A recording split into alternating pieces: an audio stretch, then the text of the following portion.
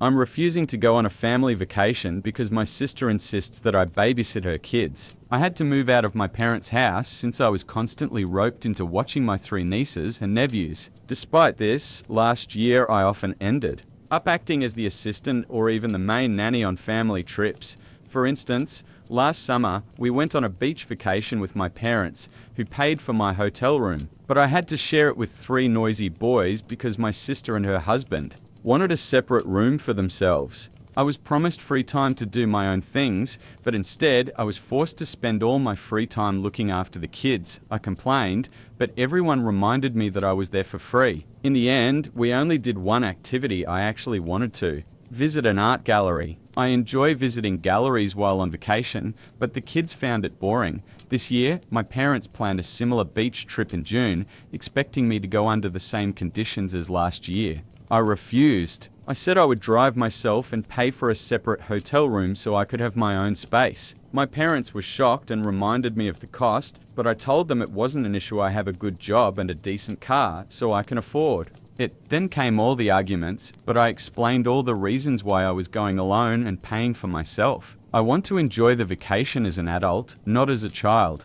My parents told my sister, who immediately called me, yelling that I would ruin the whole trip if I did my own thing while she dealt with 3 kids. I finally yelled back that last year she dragged me into her chaos, leaving me barely able to do anything I wanted, and made me feel guilty when I simply wanted to visit an art gallery. I'm an adult and deserve a vacation too. Now my sister isn't speaking to me, and my parents are still trying to convince me to go with them to keep the peace. I continue to refuse, but the pressure is mounting.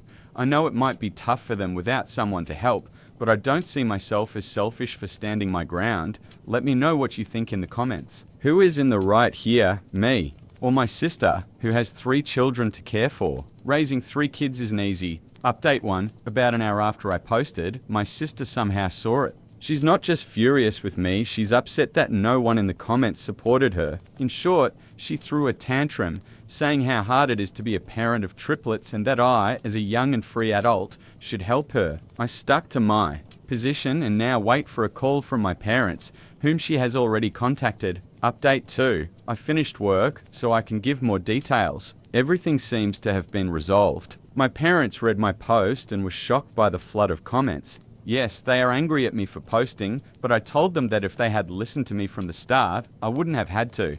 I was fed up with the peacekeeping politics that expected me to sacrifice myself for the family. In the end, my parents confronted my sister. The trip was cancelled anyway, as the hotel wasn't booked yet, but now my parents argue with my sister. She blames me, and the kids are sad because they won't be going to the beach. She even called me during lunch, implying I have no life of my own, so I should help her. I recorded the conversation and showed it to my parents. A few days later, they said they would never force me to babysit again and admitted that what happened last year was unfair to me. Now they're furious with my sister for claiming I should help because I have no life. She's playing the victim, while her husband essentially said no to the chaos and now spends most of his time at work. Update 3, my parents have apologized, but my sister hasn't. At least a week ago when I asked, the answer was no. My post essentially opened Pandora's box in our family. Here's the full backstory. My parents and older sister got used to me helping with her triplets. I didn't move out of my parents' house until I was 22 because I wanted to save money. While in college, the scholarship provided significant support and living at home helped me manage. I'm very grateful for that. However, after college, everyone seemed to think I had all the free time in the world, and my parents convinced me to go on this family vacation with them. I was forced to babysit my 3 6-year-old nephews. And on top of that, I had to share a hotel room with them. Believe me, they didn't listen to a single word I said. On the very first night, I had to call their mother twice before they finally obeyed. And yet, when I wanted to do something else during the trip, suddenly I was the bad guy. If my plans didn't suit the rest of the family, they simply didn't happen. It was extremely hypocritical. Being part of the family didn't give me a voice in decisions. You can be sure that I laid out all these complaints to my parents after my previous post,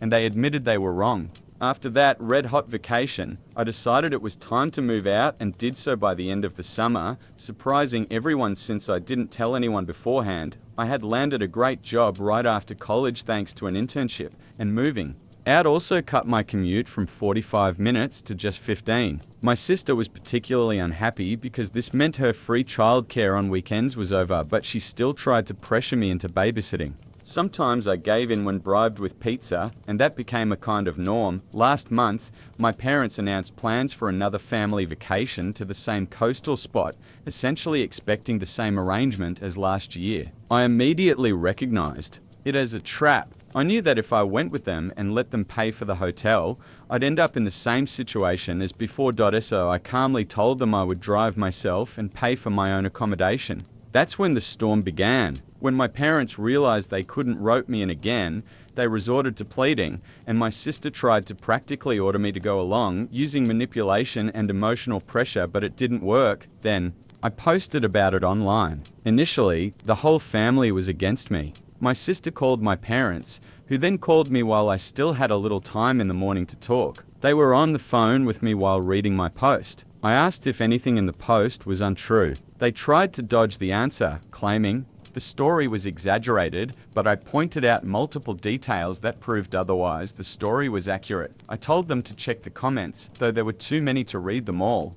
I kept refreshing the page on my computer and telling them how many comments had already been posted. I then explained that I was fed up with always having to be the peacekeeper, sacrificing my time to satisfy my sister, essentially being treated as a victim. I said I had no more time and we would have to continue the conversation later. My parents were stunned within hours. Hundreds, if not thousands, of people had left comments. Later, I told them the number of comments had almost doubled and continued to grow, which only amplified their shock. It seemed they had to seriously reflect on their actions.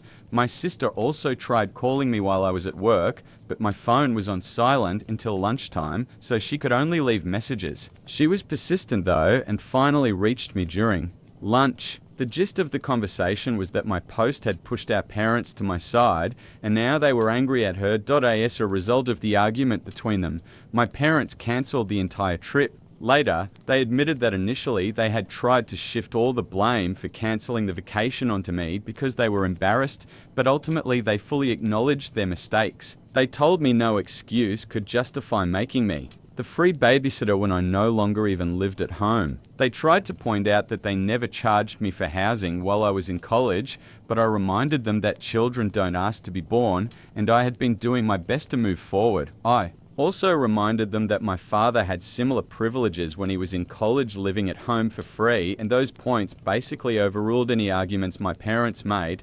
When my sister finally reached me during lunch, I laid out the facts. She revealed her true nature, implying that I had no life and that I should spend my weekends helping her because she was too tired to leave the house without the kids. She's a stay-at-home mum. Her husband earns well, and they live in a nice house they own. Honestly, my nephews aren't my responsibility. They were simply dumped on me, and people expected it to continue indefinitely. My sister got angry and hung up, but I recorded the conversation and later played it for my parents. They were furious and went to war with her. She dug in her heels, accused me again, and insisted my life should revolve around hers. I told her that was the most selfish and narcissistic thing I had ever heard. A few days later, her husband finally intervened and forced her to apologize to me. I've never seen anyone break her will like that. She almost cried. It turned out that one reason I had been their default babysitter was that my sister didn't trust anyone else with the kids. It was never really about money, or was it? Her husband thought my sister had been paying me for the time I spent with her kids after I moved out of my parents' house. But no, she didn't even cover gas, just gave me a little cash to order pizza for the kids and myself, and I could keep the change. It turned out that she had skipped some payments for several months. When this came up in her half-hearted apology, her husband blew up and she had to pay me the full amount in cash from her own savings, which of course she wasn't happy about. After that, he apologized to me for his inaction that had allowed my sister to walk all over me and promised that they would find a proper babysitter on the side. Yes, it would cost them a bit, but it meant my sister could finally go on dates with her husband again. A family meeting happened a few days later at my parents' house. Everyone apologized to me once more. After that, my parents reconfirmed the family vacation. And yes, I still plan to drive myself and pay for my hotel room. If my sister tries again to dump childcare responsibilities on me, I'll stay at a different hotel. I told her this, and she promised it wouldn't happen. So, if I don't post another update a month after the vacation, that means everything. Went smoothly. Update 4, my sister called, demanding that I delete my posts. She was even more upset after realizing how far this story had spread. She called me after work, asking if the comments were still coming in. She said she couldn't handle all the negativity because so many of them were critical of her. I was honest, at least 10 new comments arrived daily, most of them portraying her in a negative light. She started crying and insisted I remove my posts, but I refused. I told her she could complain to anyone she wanted, but the posts would stay because they guarantee she can no longer treat me like crap. After all, she literally acted as if my life should revolve around hers. She didn't pay me for babysitting as she was supposed to, kept the money for herself, and forced me to be the permanent nanny during last year's family vacation. No wonder people hate her for taking advantage of me. When I mentioned I had even made a video about the posts, she screamed and hung up. Later, my parents called, begging me to delete the posts. I refused, explaining I only posted because they had failed to stand up for me. None of this would have happened if they had told my sister she had to treat me as an equal, not a servant. I'm not her butler, nanny, or handyman, I'm her brother. And a grown man. Eventually, they agreed but still begged me to remove the posts. I told them I would continue posting unless they started defending me more often when my sister whines. Let her deal with her own problems. Her entitlement led to this mess in the first place. I'm not the father of her kids. I have my own life, a career I've just started, and hopefully soon a girlfriend, someone I actually want to date. I'm moving forward and won't let anyone stop me. They can either step aside or keep indulging my sister, but I told them the latter will backfire. The only way to stop new posts is to end this whole circus. My story is completely anonymous, and I have the right to express my justified grievances. In the end, my mother cried, my father stayed silent, and I said their tears wouldn't move me, they know what needs to happen. Stop supporting my sister. Then my sister called again to yell because my parents told her they would no longer intervene and that she had to handle things herself. They also told her to be kinder to me. I just imagined her screaming in her head at the idea of being kinder to her younger brother. I responded sarcastically. When I finally hung up, she cried. My sister's husband later called to hear my side. He was angry that I continued posting, making his wife cry. I explained everything, and he said he would talk to her again. I hope this chaos ends here. The family vacation is still scheduled for the end of June. I've already booked my room and taken the day off so we can leave on Friday. My room is not near my parents, my sister's, her husband's or the nephew's rooms. It's on a completely different floor. When we go to the coast, if it's not a family event, I'll do whatever I want. You can be sure I'll finally visit those art galleries, try local food, and truly enjoy the vacation. The trip, as expected, was full of ups and downs. The good news is my parents no longer fall for my sister's attempts to make me her nanny. Yes, she tried. The bad news is that my sister attempted to find out which room I was staying in but failed, ending up in another ridiculous situation with her husband. First, I had informed the hotel in advance that no one should be given any information about me except the police. The staff assured me over the phone that no one would be told. On the day of the trip, I left earlier than everyone else. I knew they wouldn't be ready before M, so I left at 9 o'clock. Check-in wasn't until 1 o'clock p.m, but I wanted some buffer time. I sent a message in our family group chat and began the 3-hour drive. My parents were upset because they had planned a family breakfast along the way, but I told them I hadn't been informed, so breakfast was cancelled in favor of fast food. Just as I had planned, I arrived at the hotel too early for check-in, but told the staff I was there to make sure my parents or sister couldn't obtain my information. They confirmed that they didn't give out such details, but I warned them I knew of cases where it had happened anyway. I wanted to make sure that if my mum, sister, and 3 crying kids came asking, the staff would resist. Reluctantly, they promised that only I could access my room. I then went to eat, returned an hour later, and saw my parents' cars and my brother-in-law's huge SUV outside. I approached the front desk after making sure no one was in the lobby. Everything was calm. I asked the staff if my family had inquired about my room. They had, but the employee refused to give any information. My sister tried to pressure them, but her husband shut her down. I checked in, went to my room, and called my parents, not mentioning that I knew about their attempts to track me. They didn't say anything either. Later, we all met and went on a tour. At one point, my sister asked me to watch her kids. I flat out refused because I knew her game. She'd claim it was for a few minutes, then disappear for an hour. I caught her, and her husband told her to stop trying to force me into babysitting. She immediately started crying, claiming she needed a break. Her husband told her he was tired too, but didn't complain. My mum shot me a nasty look, so I went to her and said that if she even thought I was supposed to watch the kids, I would leave the family vacation immediately. This isn't my job, and I was tired of her and my sister acting as if it was my duty. This made my mum cry, repeating "you're right" over and over, a classic trick of hers to appear pitiful and guilt me, but I just said yes, I was right, and told her to leave it and calm down. After that, neither my mum nor sister tried anything like that again. When we returned to the hotel after dinner, my family crowded near the elevator, but I didn't go with them. They asked why, and I said I'd wait for the next elevator. My sister looked at me with hatred, realizing why I was doing this. I simply sat in the lobby, scrolling through social media for about 15 minutes, then took the elevator to my floor. My room was on a different floor, at the far end of the hotel. The night was wonderful. The next morning, we all went to breakfast, but I deliberately waited until they left first. I was the last one out of my room and also the last to return in the evening. Breakfast went fine, and I sent a message in the group chat saying I would spend the day on my own activities. My mum suggested visiting the aquarium and a few other places. I agreed to meet them at the aquarium, but the rest of the day would be mine. They agreed, and the day passed without incident.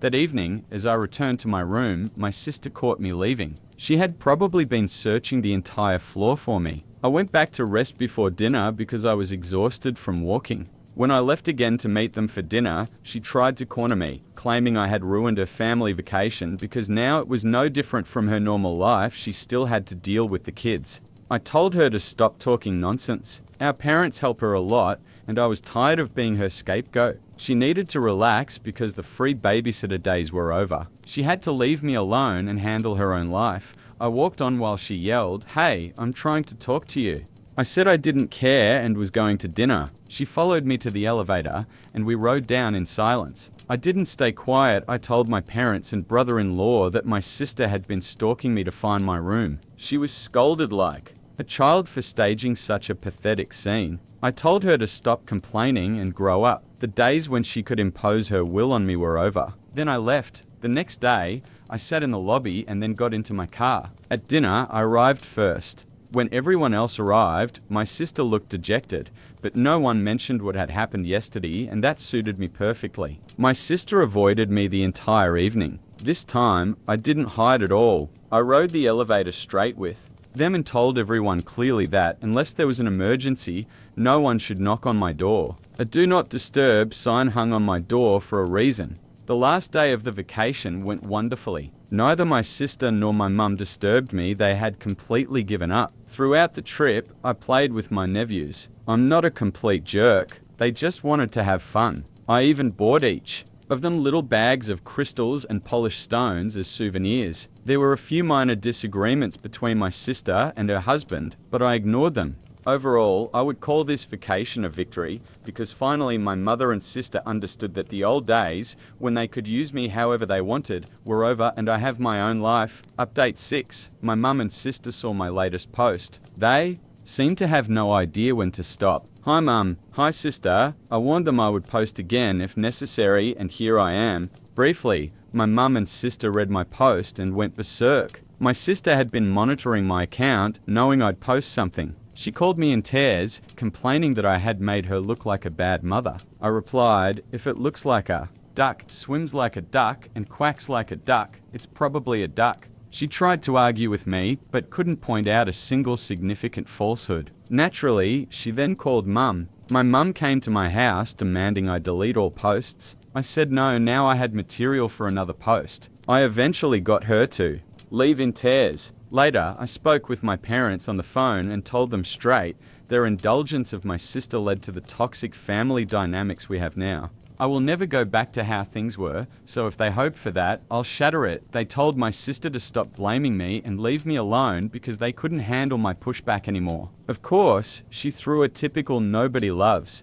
me tantrum. My brother-in-law had to bring her back to reality. He didn't call me, likely staying neutral, but this clearly wasn't helping their marriage or my relationship with him. I had to say, sorry man, your wife has gone too far. My parents now insist my sister see a therapist because she cannot handle being a mother and needs to outgrow her old habits. Hopefully, this will be my last post. Hey sis, if you don't stop thinking I should be your personal servant, babysitter, and watchman, and stop acting like the world is against you just because you can't control me anymore, we simply can't interact. Let's settle things, move forward, and you treat me like a normal person, that's it. Update 7, my parents and I had a long talk. They apologized, and we agreed I would keep a little distance until Thanksgiving. Last night, I also had a heart-to-heart with my brother-in-law over a beer. We talked like men and cleared the air. He told my sister she needed a therapist, or he'd separate from her. They are now looking for a professional. He admitted that although she treated me poorly at home, she is a loving and kind wife in their marriage. He also mentioned that she liked being the only child and has carried resentment due to our almost 10-year age gap, which had built up over time. She agreed she needs therapy and will start as soon as it's arranged. They also found a qualified babysitter for my nephews. My brother-in-law admitted he had been upset with me but stayed out of it when support was needed. We agreed it was just a very unpleasant situation that needed closure. Thanks to these posts, I now have a girlfriend. The girl I liked figured out it was me after reading them and had just been waiting for me to make a move. Today, we're going on our first date. Thank you all for the overwhelming support. This is truly the last update. My narcissistic sister tried to hurt me, but the family brushed it off as a joke. Now everyone has finally realized just how unhinged she is. A little background. I'm the second youngest of 5 kids. Among my older siblings, I have 2 brothers and 1 older sister, who we'll call X for this story. There's a 5-year age gap between me and X, so we never had the kind of sisterly bond people usually expect in childhood.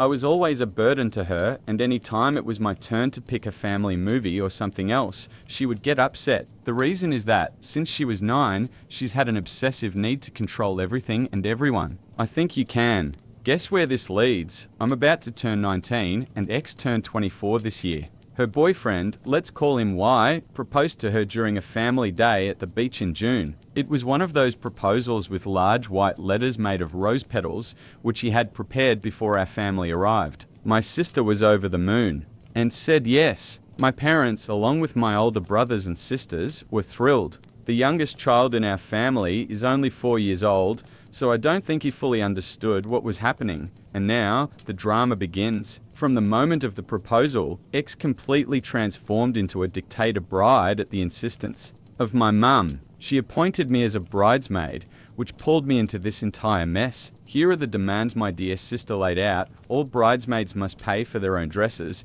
a soft pink gown costing $300, plus shoes, hair, and makeup. Every bridesmaid must attend all PRE wedding events, including a spa baccalaureate party at $800 per person and a Toronto baccalaureate weekend with a 2-night stay at the Fairmont for $100. Guests must pay a $150 deposit to secure their spot at the wedding banquet. Otherwise, their place is forfeited.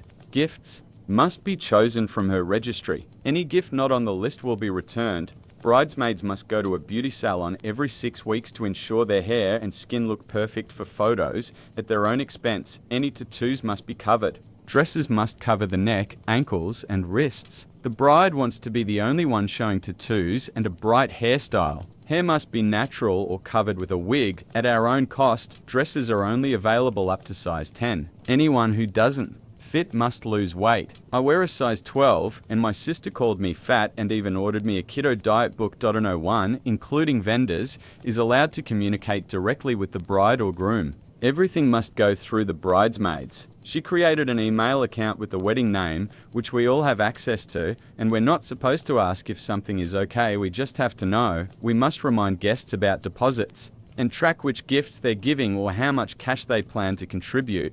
Telling this story to others made me realize my family is completely crazy. I'm considering talking to a therapist at my university to see if I can move into a dorm. I called my aunt, who is also my godmother, while at work, and she thinks my mum is insane. She strongly recommends I talk to my parents, not just about the wedding, but also about their preferential treatment of my sister. She's ready to step in if things go wrong. Commenters advise that finances drive many people's lives. If my sister doesn't come back down to earth, it will prevent people like me from participating in her wedding.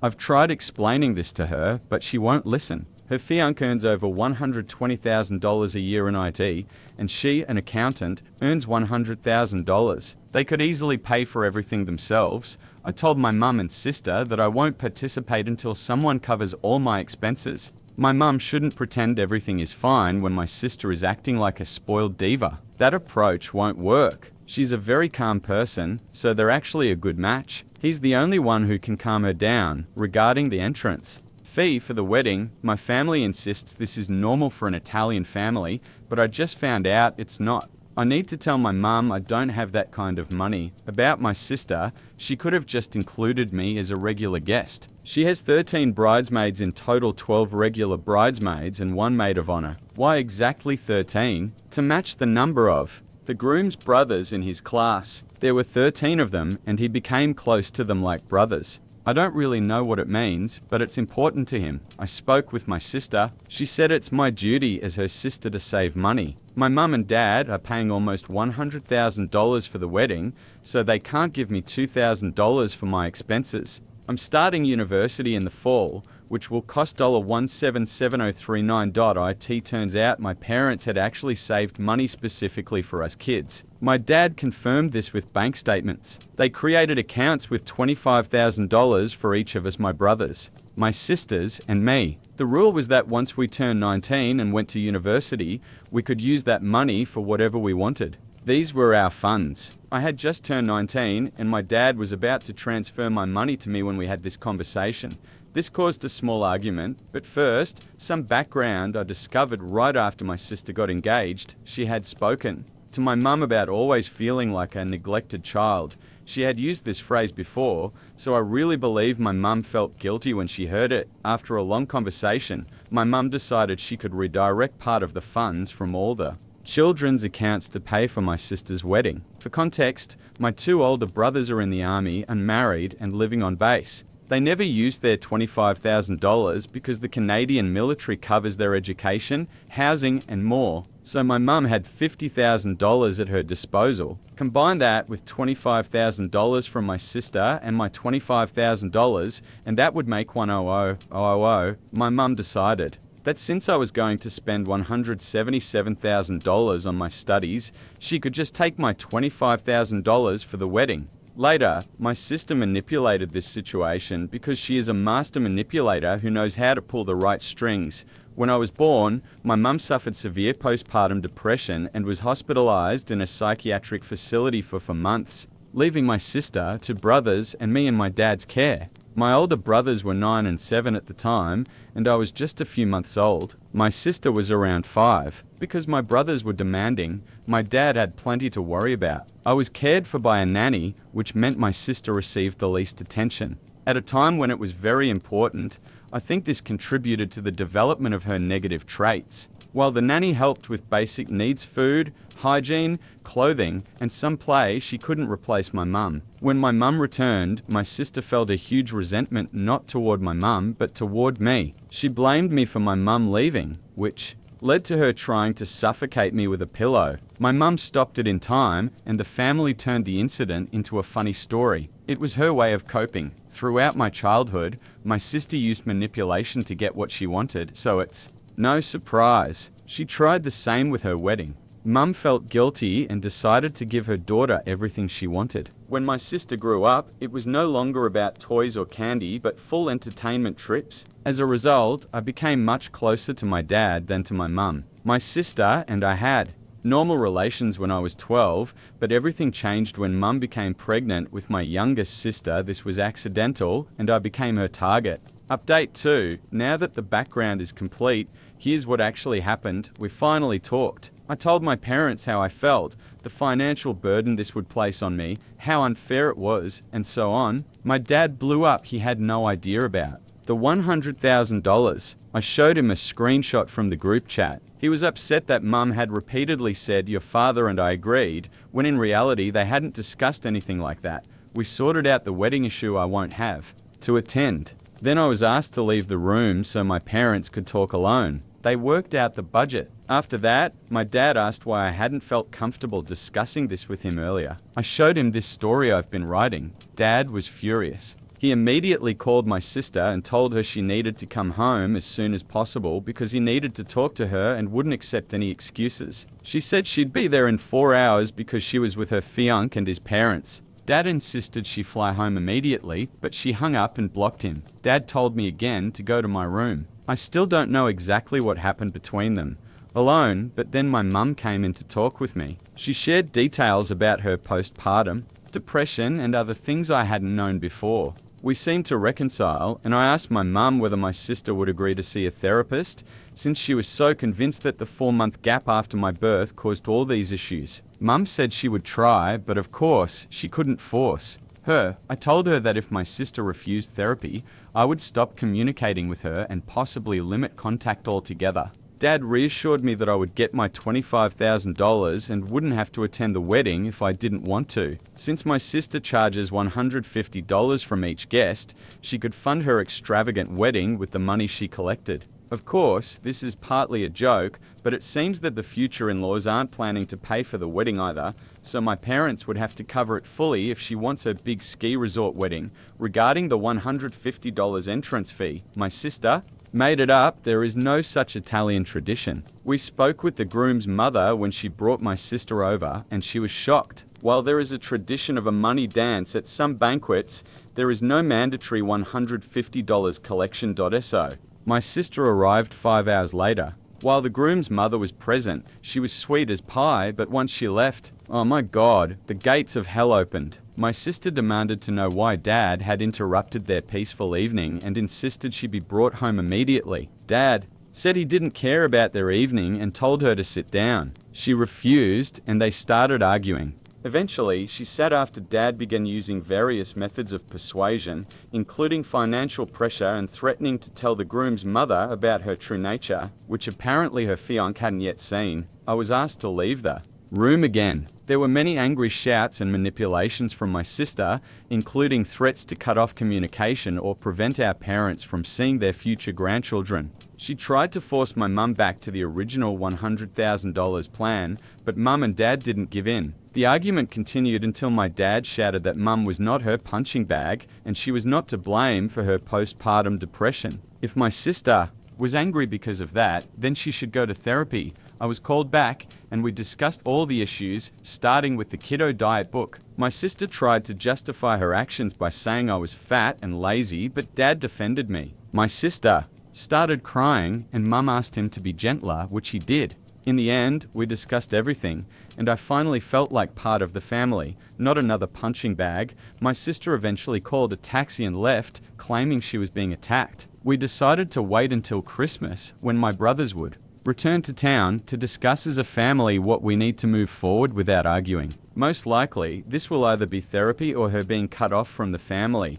Mum and Dad are still sorting out the budget with the groom's relatives. My parents told them that for such a wedding to happen, everyone would have to contribute. The groom's relatives agreed that $100,000 for a wedding is insane. The last thing I heard is that my sister would get $15,000 for the wedding, which actually meant $5,000 because $10,000 was already spent on her dress. The remaining $10,000 would be saved for something more meaningful. The groom's relatives also agreed to contribute $15,000, $10,000 for the wedding, and $5,000 for the honeymoon.as for my studies. Tomorrow Dad and I are going to the bank. We're cancelling the loan I was forced to take and paying the penalty for cancelling it. The loan would have only started during my studies, so fortunately the penalty is very small. Dad paid the penalty because he agreed that I shouldn't have taken the loan. My parents agreed to cover my first year of tuition without deducting the $25,000 saved for me. The entire amount they planned for my education will be transferred to a special account. My relationship with Mum is still a bit tense, and my sister just outright hates me. She blamed me for everything and said I caused irreparable damage to her relationship with her fiancé and his family. Because of this, she forbade me from attending her wedding and completely cut me out of her life. Honestly, I don't care. I don't feel like I lost a sister. I feel like I finally got rid of a villain. I promised Mum and Dad that I would never treat my younger sister like that. I plan to be the example she deserves and to protect her, just like my brothers and Dad protected me. Some interesting comments. I've seen, one thing seems overlooked, your sister tried to kill you.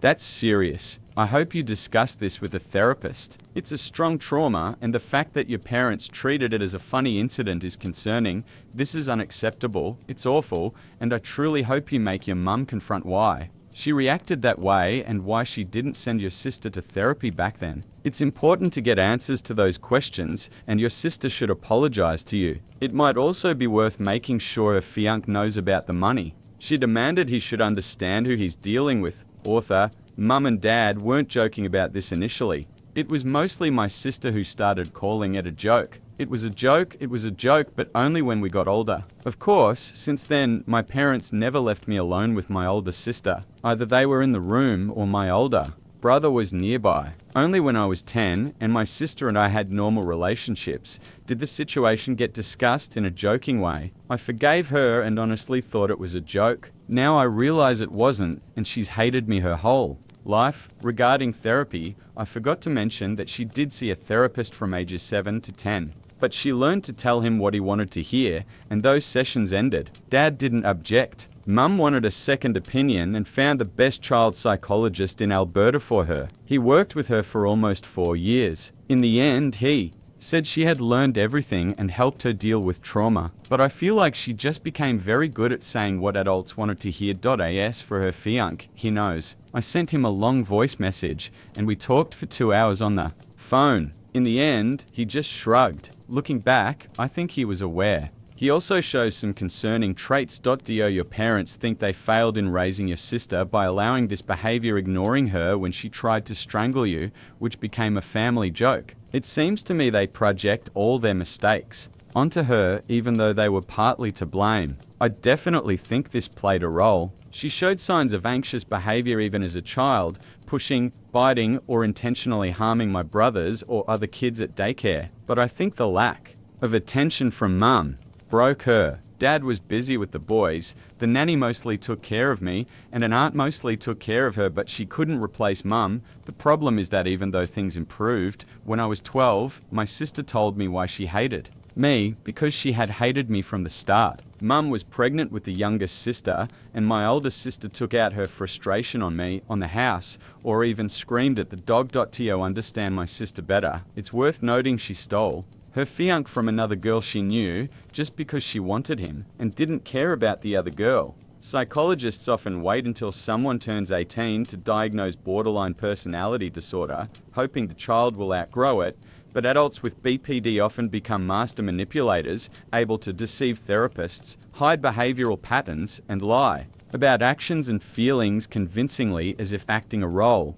They always have a reason in their head for what they do, which easily misleads others. Damn, I'm going down another rabbit hole here. Obviously, my sister will refuse therapy unless it's just to prove she was right all along. She didn't even give me that damn Lalaloopsy doll. She snatched it and burned it. Cutting off contact seems like the best option for anyone dealing with someone with untreatable BPD. Don't worry, your life will be much calmer without that drama and insane accusations. Don't stress about your sister refusing therapy. Treatment only works if the person is honest and willing to change. People with BPD often have neither. You should consider therapy for yourself. I did, and it really helped me. Alongside hearing stories like this, parents often indulge such children to keep the family together, but having a sibling with BPD is extremely difficult. Once you realize how abnormal all this is, you can start healing. Author, yes, Mum, Dad, and I are all going to therapy. Update 3. 3 months later, family therapy is going very well. My 2 brothers were given temporary leave to return to Canada. They had been serving abroad. Our family is on the road to recovery again, and Mum and I are closer than ever. Honestly, it feels like I have my best friend back. As for my sister, honestly, I don't know what's going on with her. A friend still follows her social media, and she seems fine. The wedding was moved from December to November. She and her fiancé bought a house, and I've heard rumors that she's pregnant. She has cut off all contact with us. Her fiancé's family spreads nasty rumors about us, but we're holding strong. My older brother is getting married, so losing a terrible sister means I gain a wonderful one in return. She's so sweet, she messages me every couple of days, orders me food delivery when I'm sad, and even though she lives in another state, she asked if I felt comfortable being her bridesmaid. She's an only child, and her mum passed away, so I agreed. By next year, I'll officially have a new sister. I also got a boyfriend. He's in the army, too apparently unavoidable. He really supports me and loves me. It's almost been a month since we started dating. Update 4, after my sister's wedding, my family and I were excluded from attending the ceremony, but my cousins, friends, and her husband's family told me how it went. Nothing too special. His mother wore an ivory dress, and a few people brought their kids. Even though it was planned that there wouldn't be any children, the real drama started at the reception. I felt a bit sorry for my sister because of this, but the groom's mother invited one of his ex-girlfriends, apparently hoping it would create conflict, but it didn't work. She tried to come between my sister and her new husband, but credit where it's due, he asked her to leave. Honestly, it wasn't that dramatic. They made it to the altar, and today or tomorrow, they're heading on their honeymoon. My sister really was pregnant. At the end of the reception, the groom gave a speech with a slideshow, and on the last slide, they showed an ultrasound photo labeled baby surname June 2023. So, this story has already sparked a lot of opinions, and it's hard to add anything more. I'm just glad it ended the way it did, because often things turn out very differently. Son chose his stepfather over me and asked me to give up my parental rights. Everyone, I'm in a really tough spot with my son right now, and I deeply appreciate if you read this with care before commenting.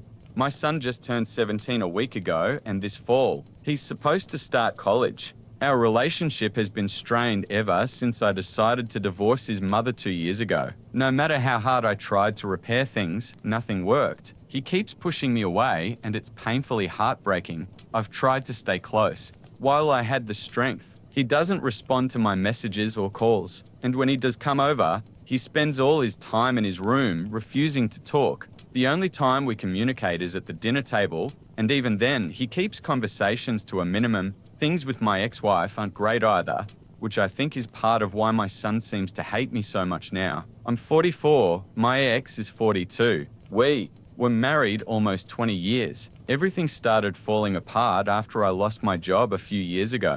I was suddenly fired, and it shook our family. She's a teacher and always managed with her salary, which I admire, but she began resenting me. Even though I was doing everything I could to find a new job, the pressure mounted. Arguments became daily, then we barely spoke unless absolutely necessary. Bitterness built, and she filed for divorce. I didn't fight it. We were both exhausted, but she probably expected me to fight at least a little for our marriage. When I didn't, her hatred only deepened. During the divorce, she called me once, asking if I really planned to end it all.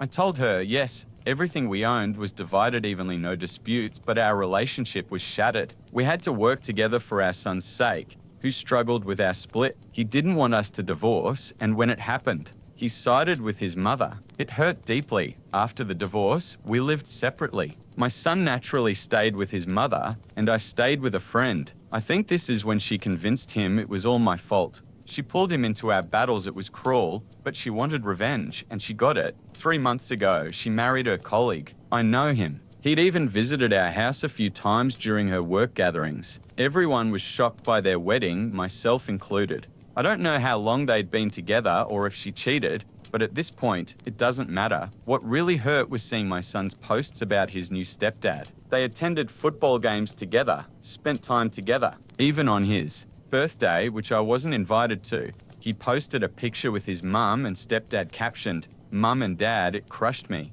I later organized a birthday for him, but he showed zero enthusiasm. He and his friends were in his room with the cake while I sat in the living room, wondering what went wrong. That evening, after his friends left, my son said he wanted to discuss something serious. He told me he had thought a lot and decided he wants me to give up my parental rights so his stepdad can legally adopt him. He said he no longer feels any connection with me and prefers his new family. and he doesn't want me in his life anymore. I was stunned. At first, I wanted to argue, but quickly realized it wouldn't help. If he wants this new life, I can't force him otherwise. Heartbroken, I told him I would do whatever makes him happy. He thanked me and left the next day. The following days were the hardest. I couldn't make myself do anything, even skipped work for a few days. Everything felt meaningless. I had tried so hard to give him a good life, but he doesn't want that life from me at least. I spent days lying in bed, staring at the ceiling, trying not to break down. I had no idea how to fix things, or if they could even be fixed at all. I knew my ex-wife played a role in this, and I suspect she's happy that she completely severed my bond with my son. I also despised her new husband not because he married the woman I once loved, but because he was taking my son away from me. But there was nothing I could do. Arguing with my son would only make things worse. All I could do was accept it and hope he might change his mind someday, and then a miracle happened. My son came back yesterday, but not for the reasons I had hoped. I thought maybe he finally realized that I'm his father. Perhaps his mother had brainwashed him, making him believe his stepdad would be a better father. But that wasn't the case. I hoped he'd understand how deeply I love him, and that love would make him reconsider. When he arrived, I was overjoyed, thinking he had changed his mind. But he looked extremely upset. When I asked what was wrong, he told me he didn't want me to give up my parental rights anymore because his stepdad said he couldn't afford his college tuition,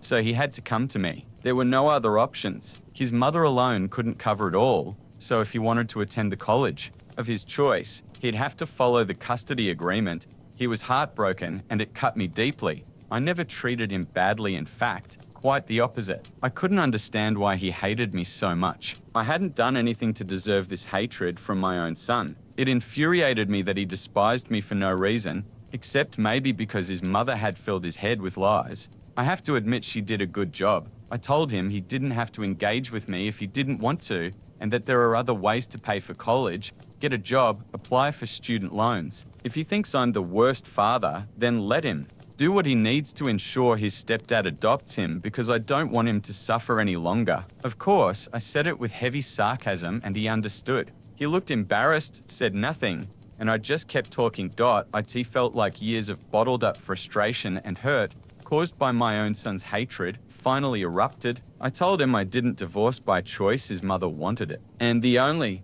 reason she hates me so much is because I didn't fight for our marriage. I don't know what stories she fed him while he lived with her, but I can assure him that the divorce wasn't just my fault. He's only 17 and knows almost nothing about me or my life. If he believes everything his mother told him, he's in for an unpleasant surprise. I'm not his enemy and never wanted the divorce. But if she did, I wasn't going to cling to that relationship. I knew he was upset about the divorce, but I tried to make things as good as possible for him. Even when I lived separately, I came over for dinners, but he ignored me because his mother convinced him it was all my fault. Eventually, I ran out of patience, and my son was just stunned. He had nothing to say. I could see my words had touched him. He looked both shocked and guilty. He barely muttered, sorry, and returned to his mother. The next day, we didn't speak, and I felt terrible about what happened. I should have controlled my emotions, and I'm ashamed for raising my voice, even though he's only 17 and his mother manipulated him for 2 years. But I also feel it was cruel of him to say the only reason he came back was so I would pay for his education. That felt completely wrong, so maybe yelling was my fault, but I couldn't hold back. Before we go on, I invite you to drop your thoughts in the comments. Personally, I think he did the right thing. I've spent my life holding back emotions, never speaking up when hurt, and it backfired. People, unfortunately, don't see silence as virtue, they see it as weakness to exploit.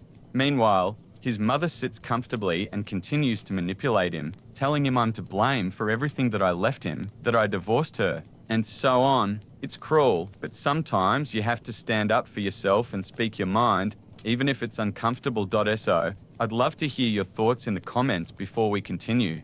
Update 1. Hi everyone. I just want to say thank you for all the support and kind messages. It warms my heart to see so many single dads connecting with my story. Stay strong, guys. I also noticed many of you asked whether I ever suspected my ex-wife of cheating. Honestly, no. Even during the divorce, there was nothing that made me think she was unfaithful.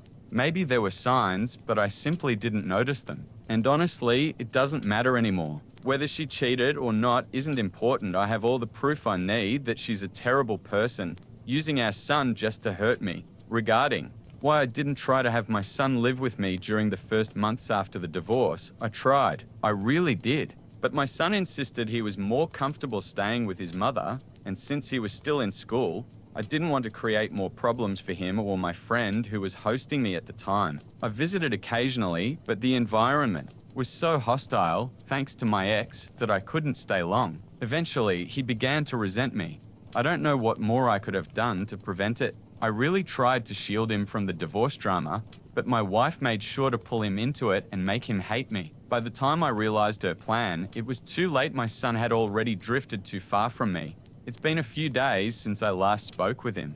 We've been texting but haven't called or met. I haven't heard from my ex either, so I assume he didn't tell her I yelled at him. Usually, he would have complained immediately, causing a huge scene, but since he hasn't, maybe it means he's finally starting to change. I'm cautiously hopeful, just hoping he calls or comes over so we can have a proper conversation and start mending our relationship. Update 2. Today, my son finally visited me, and the meeting, let's just say, was intense. I won't pretend our relationship magically healed. That's not how it works. Fixing years of damage takes time and effort. But today was at least a first step, and I'm grateful for that. At first, he was awkward and uncomfortable, but he apologized for his behavior. He admitted that during our divorce, his mother told him I destroyed our family and didn't fight for it, and he believed her. He hadn't heard my side, and at 15, he just needed someone to blame. I was the easiest target. The situation worsened when his mother remarried.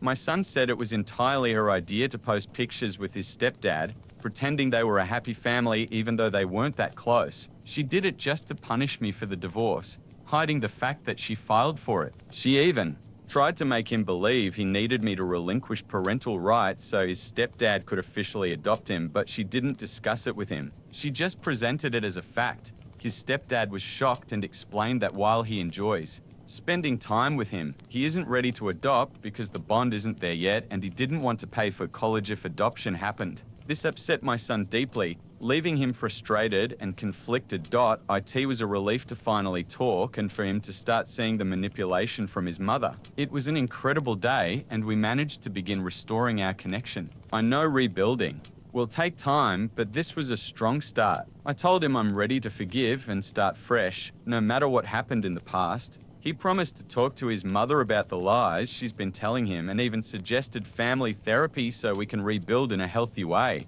I'm glad this is finally happening, and even more satisfied knowing my ex will get what she deserves. She's a terrible person who doesn't deserve to be a mother. Harsh, maybe, but true. Using her son solely to hurt me proves it. I'm even considering seeking full custody, though of course I'll discuss it with him first. If he truly wants to stay with her, I won't force him, but I hope he sees her for who she really is and decides to stay with me. Author's note: she spent years manipulating and gaslighting our son just to make my life miserable. I can't even imagine being that heartless. Update 3. My son just texted me. He wants to come over, and he asked me to pick him up from his mother's house. He said he has too many things to take the bus like usual. I'm in shock. I'm almost certain he's decided to move in with me. Everything happened so suddenly. I'm standing outside my ex's house waiting. He asked me to wait a few minutes. I can hear arguing inside, but I can't tell who's shouting at whom. I want to go in and bring him home immediately, but I can't without permission. I know she'll do everything possible to cause trouble, so I'm just waiting outside, hoping he comes out soon. Update 4. The shocking confrontation. He finally got home after an extremely long evening. I'm exhausted, but I feel I need to share what happened so I can process everything that went down today. As I mentioned earlier, I was waiting outside my ex's house because my son asked me to pick him up. A few minutes after posting my last update, he finally came out. Even then, I could hear yelling from inside the house. My son looked furious as he walked to the car with his bags. Soon, I noticed my ex-wife storming out behind him. She was absolutely enraged, and the moment she saw me in the car, she came right up to the window and started screaming. It was terrifying, but I told her that if she didn't step back, I'd call the police. She did back off a little but didn't leave. As I helped my son load his things into the car, she continued shouting at me, claiming I had turned our son against her and calling me every name imaginable. I didn't care. I knew the truth, my son knew the truth, and that was all that mattered. She kept yelling even as we drove away, and suddenly, when we were just a few meters from her house, she threw a rock at the car, smashing my rear light. I pulled over a bit further and immediately called the police to report the incident. My son and I were in shock at her actions. I couldn't believe she would behave like this just because she'd been exposed. I filed a police report against her and returned home a few hours ago. My son had a complete nervous breakdown, and I could see how badly he was affected. Tomorrow, the first thing I'll do is take him to a therapist. I've also decided to file for full custody and a restraining order tomorrow because what happened today is completely unacceptable. I still hope her current husband realizes just how crazy the woman he's living with is and leaves while he still can. I also hope to secure full custody of my son and a restraining order against my ex as soon as possible. That's it for now. As you can see, things turned out to be even more complicated and intense than we imagined. Yet, the ending feels amazing. For me, because I finally got the chance to rebuild my relationship with my son, though gaining full custody was never something I expected this soon. We don't yet know if the court will grant full custody, but I believe there's a very good chance. In the land between the Tigris and Euphrates, beauty was a daily devotion. Ancient Mesopotamians didn't just groom themselves, they ritualized it. For them, cleanliness and adornment were signs of civility, favor with the gods, and even political status. You weren't just putting on a face for the world. You were preparing yourself for divine observation. Let's start with the eyes. Thick black eyeliner wasn't born in Cleopatra's boudoir. It was thriving centuries earlier in Sumer. Both men and women painted dramatic lines using kohl, a powdered concoction of lead, copper, and antimony. While this might horrify modern dermatologists, they believed it protected them from evil spirits and more practically from the desert sun's glare. Their skincare routine would make modern influencers pause. Crushed semi-precious stones were mixed. Intels to exfoliate and brighten the skin. Mud from the riverbanks full of minerals was smeared onto the body in thick cooling layers. After it dried, it wasently scraped off, leaving the skin smooth and luminous. Yes, the first clay masks were less spa day and more ancient science. Hair removal was another ordeal. Using sharpened seashells or early tweezers, they plucked, scraped, or burned off body hair. Smoothness waist-weighted with refinement and with godliness. The more polished your appearance, the closer you were to resembling divine perfection. Even their statues of gods and priestesses are hairless and immaculately styled with symmetrical features and wide painted eyes. And let's not forget the scent. Fragrant oils weren't just pleasant, they were powerful. Myrrh, frankincense, and cedar were infused into animal fats and applied to the skin like perfumes. People believed these scents purified body and pleased the gods. In royal courts, perfumed oils were so valuable that they were offered as tribute.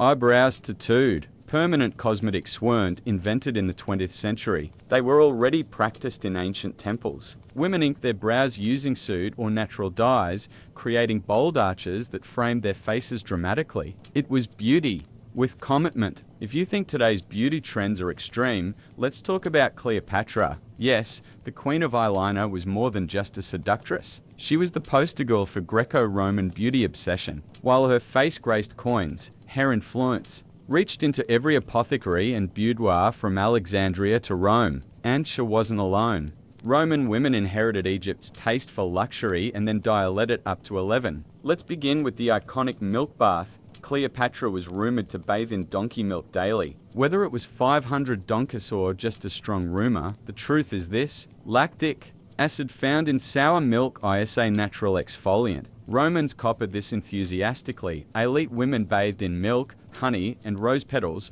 believing it would smooth wrinkles and lighten the skin. And yes, it worked, just not for your wallet. Now to the face. Roman women desired pale, almost ghostly skin, a sign you were wealthy enough to avoid sunlight. Enter ceruza, a face powder made off white lead, highly toxic, but hey, it gave that flawless matte finish. Women applied this daily, layering it on thick over the cheeks and forehead. Over time, it caused sores, hair loss, and in some cases, death, but looking like a goddess. Worth it, rouge and lip stain were made from red ochre, crusher beetles, or mulberry juice. The more vivid your lips and cheeks, the more youthful and seductive you appeared. Before eyeliner and eyebrows, soot mixed with animal fat did the trick. And if your eyebrows weren't naturally bold, no problem. Just draw them on, or better yet tattoo them just like in Mesopotamia. Hair was another battlefield. Roman women curled their hair into intricate styles using heated metal rods long before your grandmother's curling iron. They dyed it using herbs, ash, or event-fermented leeches. Yes, seriously, for that fashionable blonde look, wigs made from German slave hair were common among elite Roman women trying to show off their wealth and style. And perfume, an empire in itself. Romans were addicted to scent. Oils infused with saffron, cinnamon, and roses were rubbed into every crease of the body. Bathhouses smelled like botanical gardens dipped in musk. In ancient China, beauty wasn't flashy. It was philosophical. Where Rome chased glamour, the Chinese aesthetic prized balance, harmony, and an key. But don't mistake subtlety for simplicity. The beauty rituals of dynastic China were just as rigorous, deeply spiritual, and sometimes shockingly intense. Start with the skin.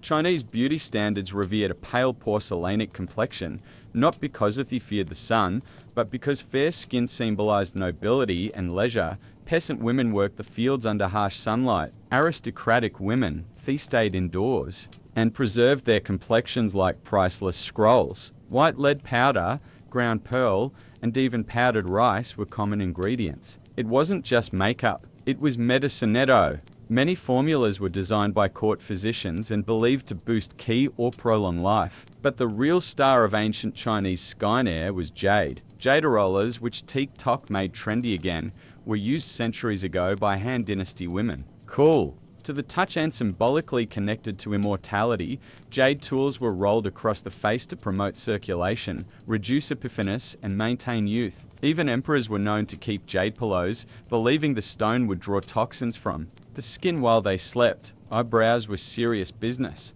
Women shaped and painted their brows to reflect fashion and politics. In some dynasties, long swooping brows were in vogue. In others, short and upward tilted lines dominated. Ink made from burnt willow or charcoal was applied with brushes made from rabbit fur. Some trends even encouraged removing natural brows altogether and drawing them higher on the forehead, achieving a more heavenly appearance. Lips were tinted with a blend of cinnabar and animal fat, sometimes mixed with beeswax. Rouge made from safflower petals was dabbed on cheeks in small circles. And bawdy marks, they weren't accidental. Some women painted tiny black dots near hair, lips, or eyes, considered flirtatious symbols of charm and mystique. Hair care was a daily ritual. Women used fermented rice water and camellia oil to wash and nourish their hair, which they often grew down to their knees. Elaborate updo held in place with jade pins and golden combs weren't just about style. They were a declaration of status, elegance, and cultural refinement. To the ancient Chinese, beauty wasn't loud or lethal.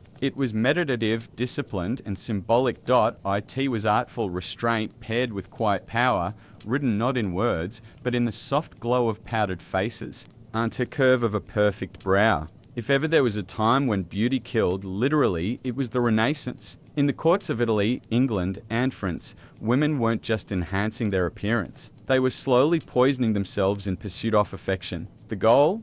A glowing alabaster white face with blood-red lips and high, delicate brows. The method, a chemical cocktail that would terrify a modern dermatologist. Let's start with the most infamous Venetian ceruse. This was a luxurious face paste made from white lead and vinegar. It gave a smooth bone-white finish, hiding blemishes and wrinkles. Queen Elizabeth. I wore it religiously. Under candlelight, it gave a luminous glow that made skin look porcelain. But the downside, skin corrosion, paralysis, tooth decay, and eventually death.it was the Renaissance equivalent of a slow drip time bomb. But wait, there's arsenic too. For women who wanted to brighten their complexion or lighten freckles, arsenic wafers were sold as miracle pills. Swallowing small doses supposedly gave the skin a translucent look. It also caused vomiting, kidney damage, and internal bleeding. But body weights for no one, not even your liver. Eyebrows were plucked into thin arches or removed entirely.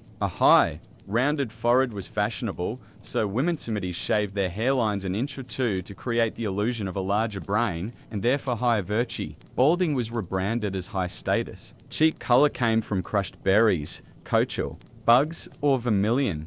Lips were painted with similar mixes. Some women used mercury-based red dyes, which added a seductive pop of color and irreversible nerve damage. Flushed cheeks were not just pretty, they indicated youth and vitality, something aristocrats cherished in an era of short lifespans. And the smell-cloying fragrances made from ambergris, musk, and civet were worn not just for allure, but to mask the unwashed reality beneath layers of toxic cosmetics. After all, bathing was still viewed with suspicion in many parts of Europe. Hair. Golden locks were ideal, especially in Italy. Women bleached their hair using mixtures of sulfur, soda, and lemon juice, then sat in the sun wearing wide-brimmed hats with the tops cut out to expose only their hair. It worked, but also fried their scalps. Long before modern skincare touted natural as a buzzword, ancient India had already written the manual. And it wasn't just Skynar. It was Ayurveda, the science of life. Indian beauty rituals weren't isolated routines. They were extensions of spiritual wellness,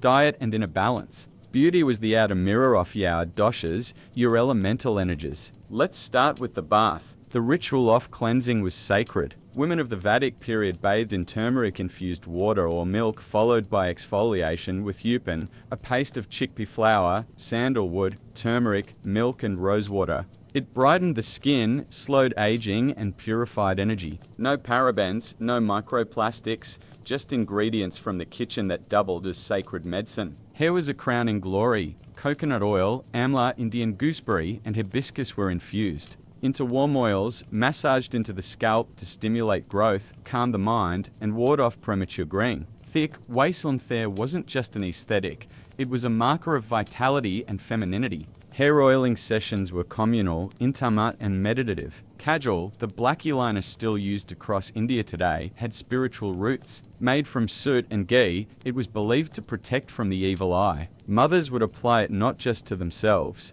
but to their babies as a shield against negative forces, but it also framed the eyes beautifully, giving them the depth of ancient potra fragrance. Entire cities like Kanaui became famous for distilling adhesars, perfumes made from flowers like jasmine, rose, and vetiver. These oils were rubbed onto the skin, used in hair, and even mixed into bath water. Their purpose wasn't just seduction, but spiritual clarity. Scents helped align the senses with thedivin. Lip and cheek tints came from beetroot, saffron, and crushed rose sepals, and teeth cleaned with neem sticks and charcoal long before plastic toothbrush arrived. Even dental hygiene was a ritual timed with moon cycles and linked to doshic balance. Perhaps most unique was meandi henna, used to decorate hands and feet, especially during weddings. Henna wasn't just cosmetic. It cooled the body, lowered stress, and signified joy, fertility, and transformation. Every swirl in the design told a story. The ancient Greeks adored beauty, but not in the flashy, gilded sense of later empires. For them, beauty was moral. Physical perfection reflected a virtuous soul. A sculpted body or symmetrical face wasn't just attractive. It was a sign of inner harmony, intelligence, and divine favor. So, it's no surprise that grooming in classical Greece was practically a civic duty. Let's begin with the skin. Like the Romans, Greeks idolized pale complexions. A white face meant leisure and nobility. A tanned face meant you worked outside, which was for slaves and peasants. To achieve this ghostly ideal, Greek women used powders made from white lead, again, chalk, or crushed seashells. These powders weren't subtle. In fact, some women layered them so thickly that they cracked when they smiled. But hey, beauty is sacrifice. Red lips and cheeks came from mulberries, red iron oxide, Orevan wine dregs. The richer the red, the more desirable the look. However, application had to be light. Heavy makeup was frowned upon. A modest flush meant good health and chastity. 2. Much that was associated with prostitutesco as Achetia, who famously used richer rouge and elaborate cosmetics to entertain philosophers and statesmen alike. Hair care was no afterthought. Greek women prized long wavy hair, often styled in braids, buns, or knots, and held together with ivory or bronze pins. To lighten their hair,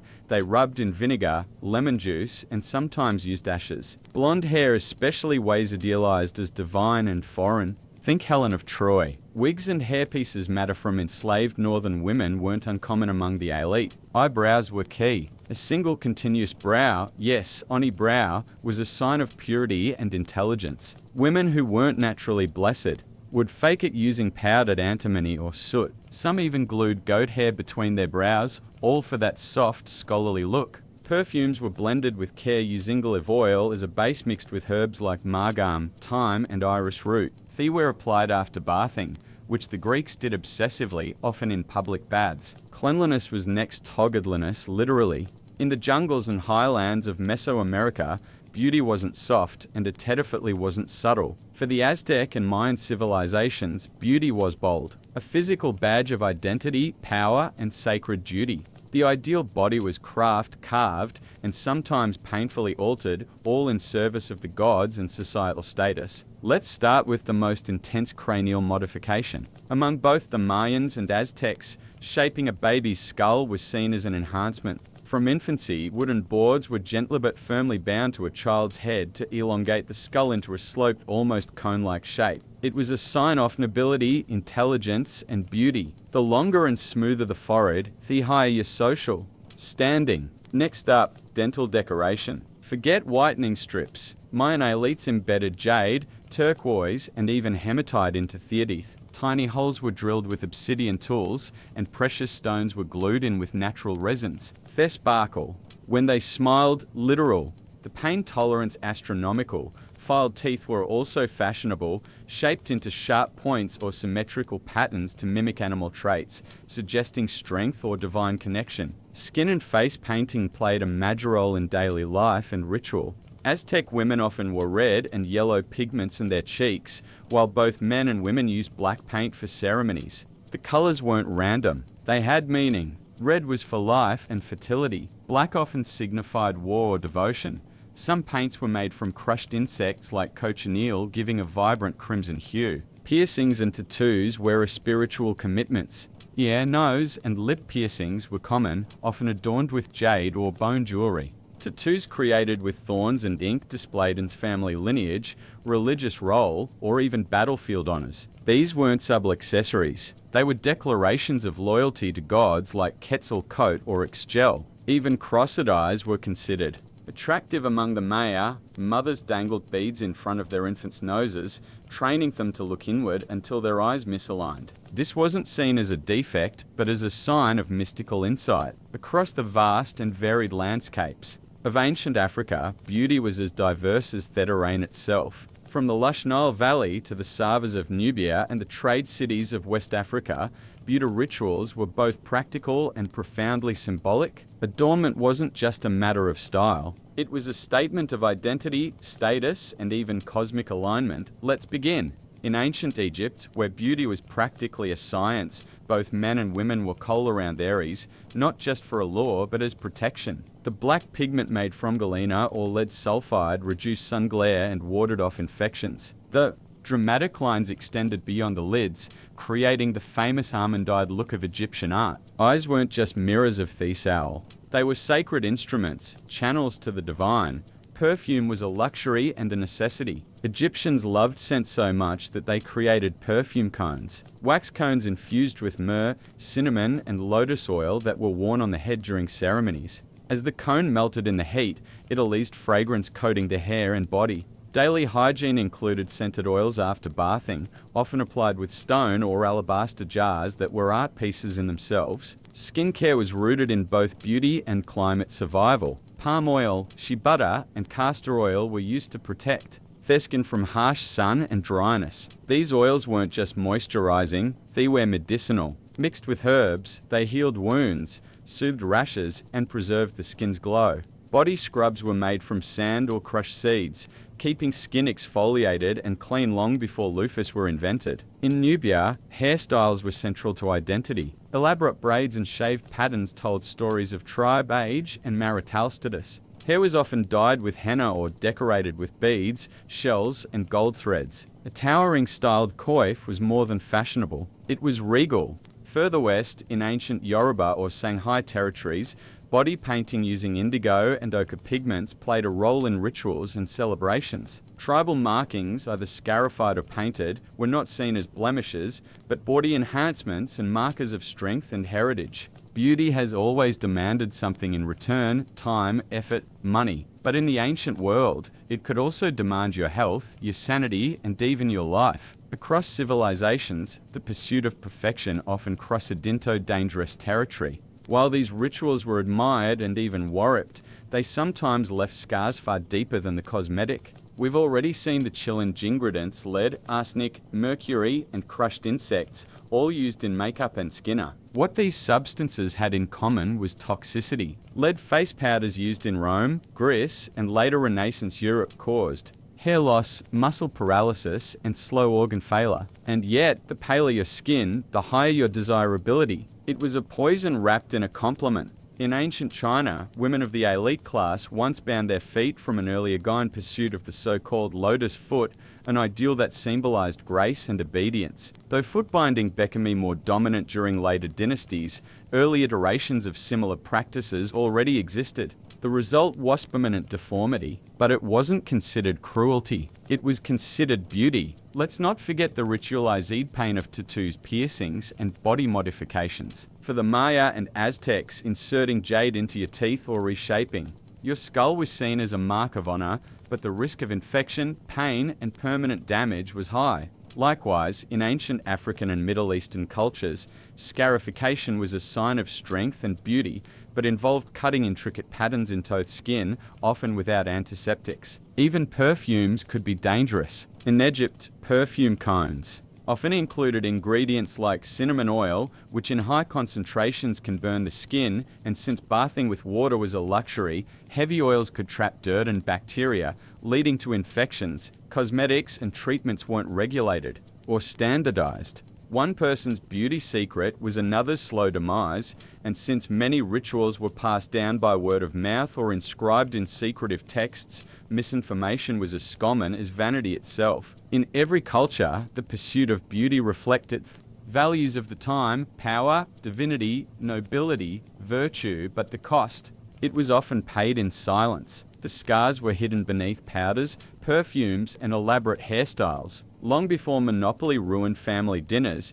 the people of ancient Mesopotamia were already obsessed with board games, especially one called the Royal Game-Off, discovered in the 1920s by British archaeologist Sir Leonard Woolley in the Royal Cemetery of this game, dates back over 4,500 years. But it wasn't just some idle diversion tucked away in a dusty corner. It was sacred, symbolic, possibly even cosmic. The game's board itself is a masterpiece. A small rectangular box with 20 decorated squares made of lapis lazuli shell andrade limestone, inlaid in bitumen. Imagine something that looked less like your toy and more like a divine artifact. Players moved their pieces using tetrahedral dice, four-sided pyramid shapes, to race from one end of the board to the other. The goal: get all 7 of your pieces off the board before your opponent. Sounds simple enough, but the deeper you look, the more layered it becomes. Some scholars believe the layout represents a spiritual journey, a metaphor for the soul's progress through fate and chaos. The middle squares were thought to be dangerous or magical places of chance, protection, or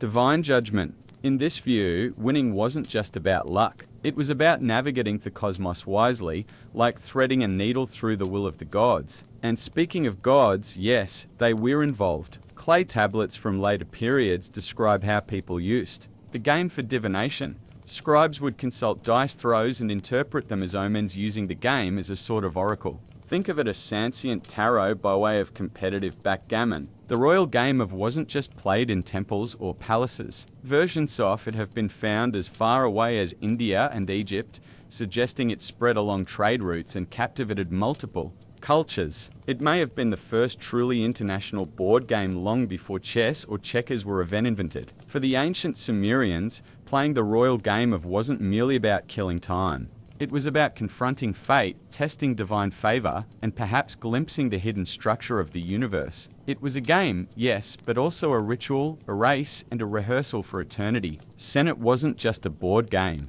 It was a passport to the afterlife. Played as early as 3100 BCE, Senet appears in tomb paintings, Erery texts, and even on the laps of pharaohs like Tutankhamun. To the ancient Egyptians, Senet wasn't merely for entertainment. It was a ritual simulation of the soul's journey through the underworld, where every move on the board could echo through eternity. The Senet board consisted of 30 squares arranged in 3 rows of 10. Each player had 5 or 7 pieces, and the object was to move them across the board and safely off the final square. The twist, movement was determined by casting sticks or bones, which acted as rudimentary dice, but luck alone wouldn't win you the game. Strategy and timing were essential. What began as a casual pastime soon gained spiritual weight by the new Kingdom period around 1550 BCE. Sinithad evolved into something far more than a household diversion. It was now a symbolic enactment of the Soul's Voyagithra, the Duat, the Egyptian underworld. Certain squares on the board came to represent key stages of that journey: rebirth, judgment, peril, purification. Each turn of the game wasn't just a gamble, it was an invocation of divine will. The iconography around set became increasingly mystical. Some boards were inscribed with hieroglyphs representing protective deities or spells. Square 26, for example, often symbolized the house of rebirth, while square 27 might be the house of happiness. Landing there could mean divine protection, while other squares spell a deli or even danger. The board became a microcosm of the afterlife, a spiritual obstacle course laid out in cedar and paint. Senate was also closely tied to the goddess Mahat, the embodiment of truth, justice, and cosmic order. Playing Senate well was a symbolic rehearsal for navigating the trials of the afterlife, where the soul would be weighed against the feather of Mahat.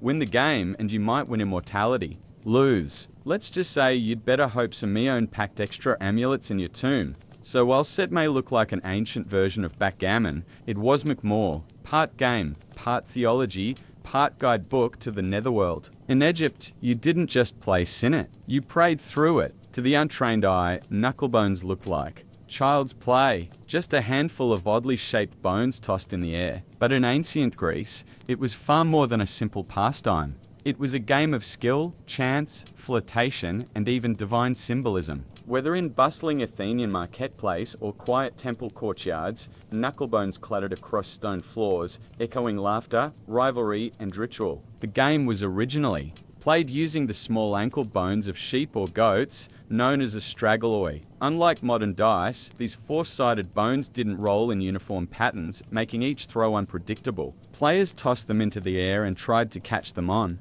the back of their hand or land them in certain positions to score points. The rules varied by region and era, but the thrill was universal. It wasn't just kids who played. Adults, particularly women, adored it. Greek vases and sculptures often show young girls playing knucklebones in elegant robes, their faces full of concentration. For many, it was a game of elegance and dexterity, a kind of ancient fidget spinner meets social ritual. In fact, it was sometimes used as a courtship display where a graceful throw might catch the eye of a passing suitor. But there was also something deeper. Theestra galloi were often linked to fate and the gods. Each side of the bone had a name and a numerical value which made them ideal for both gaming and divination. A good throw might be interpreted as a sign from the gods, perhaps even a message from Apollo or Hermes. And if you threw 4 of Thesum's side, that was the coveted Venus throw, a win so perfect it was said Tobe touched by divine favour. The game also had strong ties to death and the afterlife. Knuckle bones were often placed in graves as toys or tools for divination in the next world. Some believed spirits could play through thema that they helped the dead predict the future. Eventually, the game evolved. Greeks began casting knucklebones made of bronze, glass, and ivory. But the core appeal remained. It was easy Tolian, hard to master, and steeped in mystique. In Greece, knucklebones were more than a game. They were flirtation, fate, and fun all rolled into a single toss. If chess is war on a board, then ludus latrinulum was Rome's declaration of battle. This ancient Roman game often shortened to latrunuli. What the game of little soldiers wasn't just a way to pass time in a villa courtyard. It was an intellectual sparring match, a brainy rehearsal for real-world conflict. To play it well was to think like a general. The exact rules of ludus latrunum have been lost to time, but enough fragments, wooden boards, clay pieces, and literary references remain to paint a compelling picture. Plato in a grid, often 88 or 98 10 squares,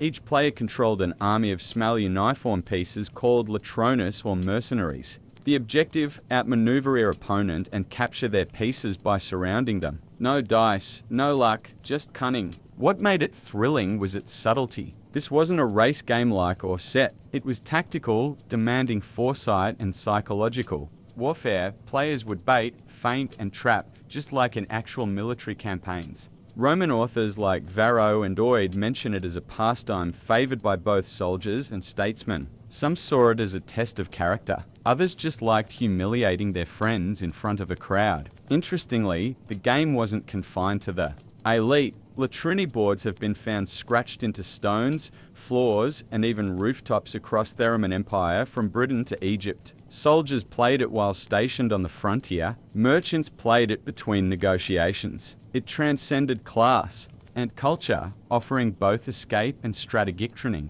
The pieces themselves varied. Simple pebbles, carved ivory tokens, or glass counters. Some boards featured special squares, possibly fortresses or thrones where key captures could occur. Scholars debate whether a single king piece existed in some versions, but regardless, the game rewarded ruthless logic over brute strength. Roman poets often used the game as a metaphor. Losing a piece was like losing favor in court, getting surrounded like a political betrayal. Even the gods were said to play versions of it, suggesting that strategy was not just human, but divine. Ludus Lunalorum may be extinct, but its spirit survives in modern games like chess and checkers. It was Rome's intellectual blood sport, a game where a victory meant more than bragging rights. It meant superiority of mind before Senate reigned supreme. In ancient Egypt, there was Mayhem, a mysterious visceral-shaped board game named after a protective serpent god. Mayhem wasn't just a game. It was a riddle wrapped in mythology,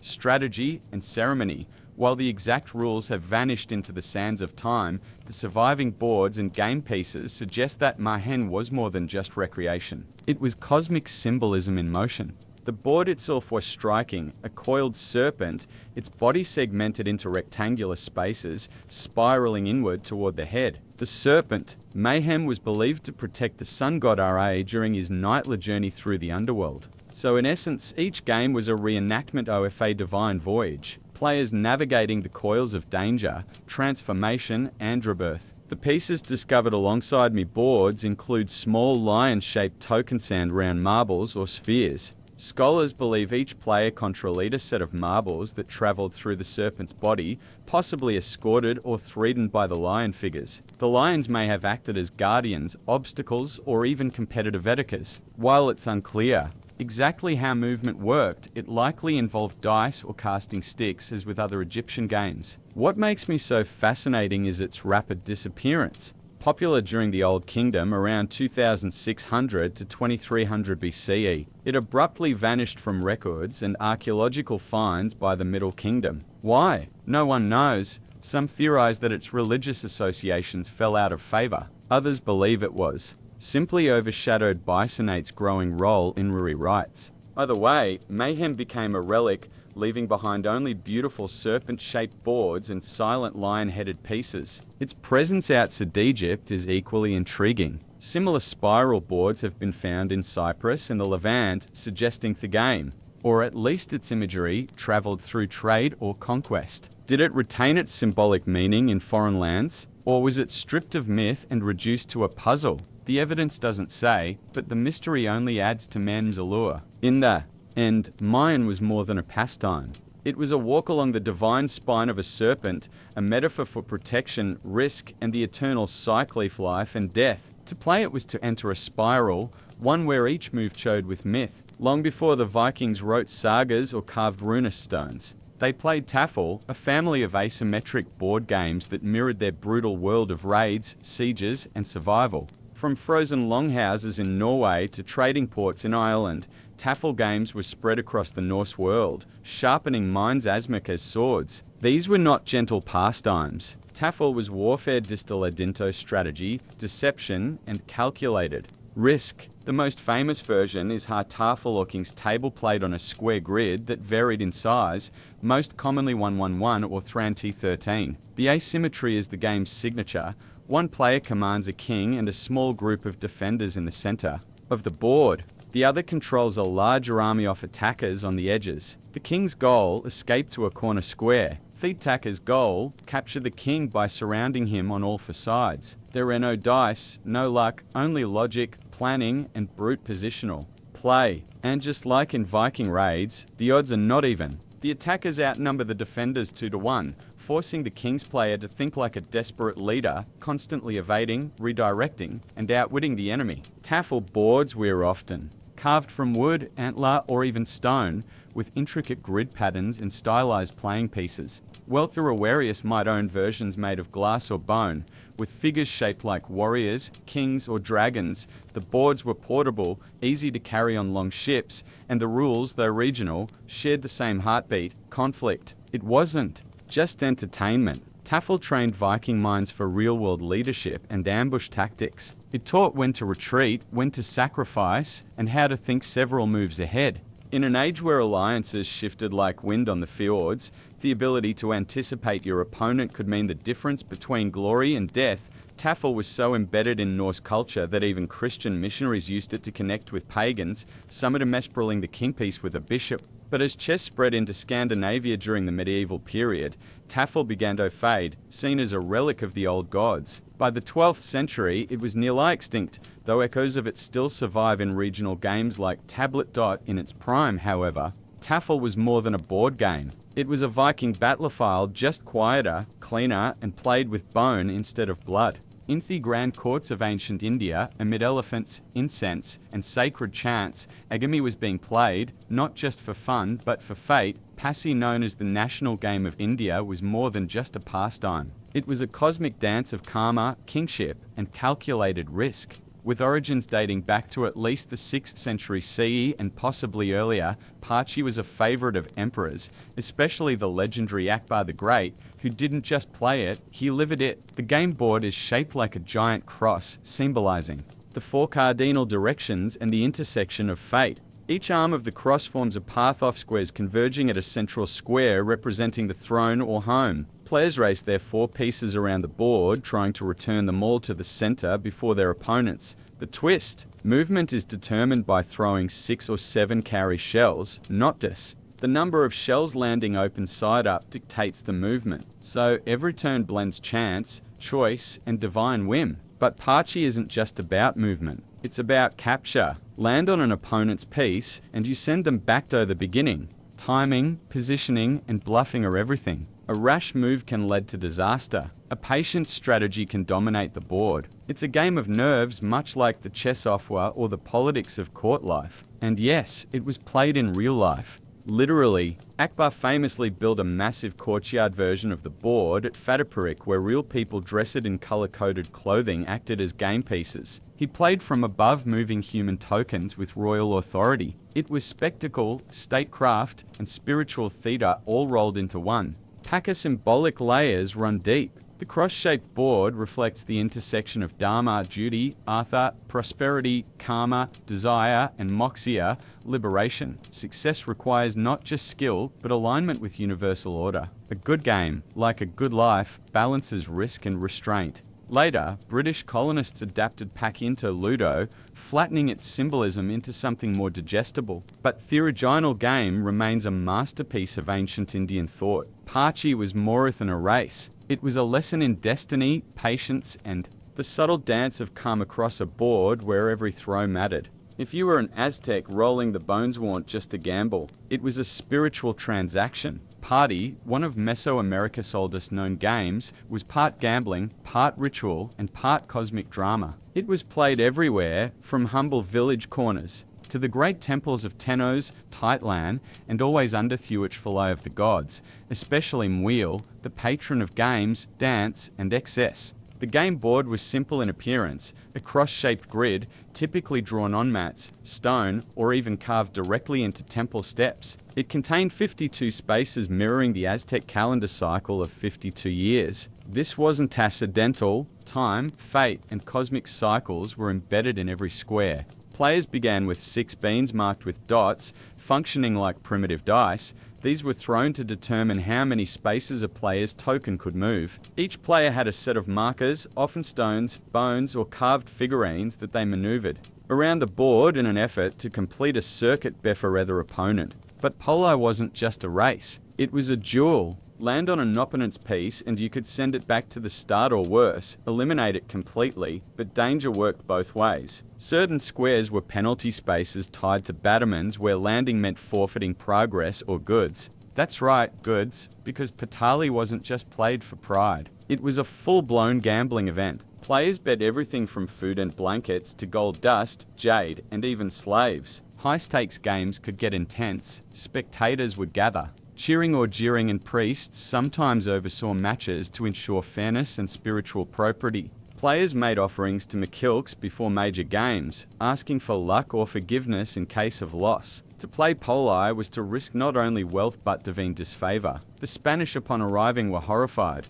They saw Poli as a gateway to vice and paganism. Gambling was outlawed and boards destroyed, but the game lingered in memory, passed on secretly, or morphed into less dangerous variants. What made Party unique wasn't just its mechanics, viewed its fusion of luck, strategy, and cosmology. The board was a miniature universe. Each throw was a spin of fate, and every game mirrored the eternal gamble between order and chaos, life and loss. To modernize, games are usually seen as leisure, something to unwind, compete, or kill time. But in the ancient world, games were often sacred. They weren't just entertainment. They were mirrors of the cosmos, training grounds for rulers, and rehearsals for death, fate, and rebirth. Across civilizations, from Mesopotamia to Mesoamerica, play was never just play. It was ritual in disguise. Take Senate and Party, for instance. These weren't casual pastimes. They were embedded with religious meaning, often played in temples, tombs, and ceremonial contexts. Senate boards were found in the tombs of Egyptian pharaohs, not as toys, but as tools to guide the soul through the DUAT, the underworld. Winning a Senate game wasn't about outsmarting your opponent. It was about proving your spiritual readiness for thief to life. Likewise, in the Aztec world, Party was played under divine surveillance. Chit, the god of games and excess, demanded offerings and observance. The throws of beans weren't just lucky or unlucky. They were messages from the gods, signs of favor or punishment. Losing your possessions could be seen as karmic justice. Winning, a momentary alignment with cosmic forces. Even more abstract games like Mayhem and Patchy carried rich symbolic weight. Mayhem reenacted the serpent god coiled around the sun god Ra during his nightly journey through the underworld. Every movement on the board symbolized protection, progress, or peril. Patchacy, with its cross-shaped layout, weren't just about reaching the center. It was a model of Dharma, Karma, and Moksha. The entire spiritual cycle rendered in cowrie shells and tokens. And her role of games in education and warcraft can't be overstated. Games like Ludus Latrinalarum and Taffel weren't just distractions for soldiers. They were tactical simulations. Emperors, generals, and young nobles played them not just to win, but to learn. Games trained the mind to anticipate moves, counter threats, and balance aggression with strategy. They forged leaders in silence, away from the battlefield.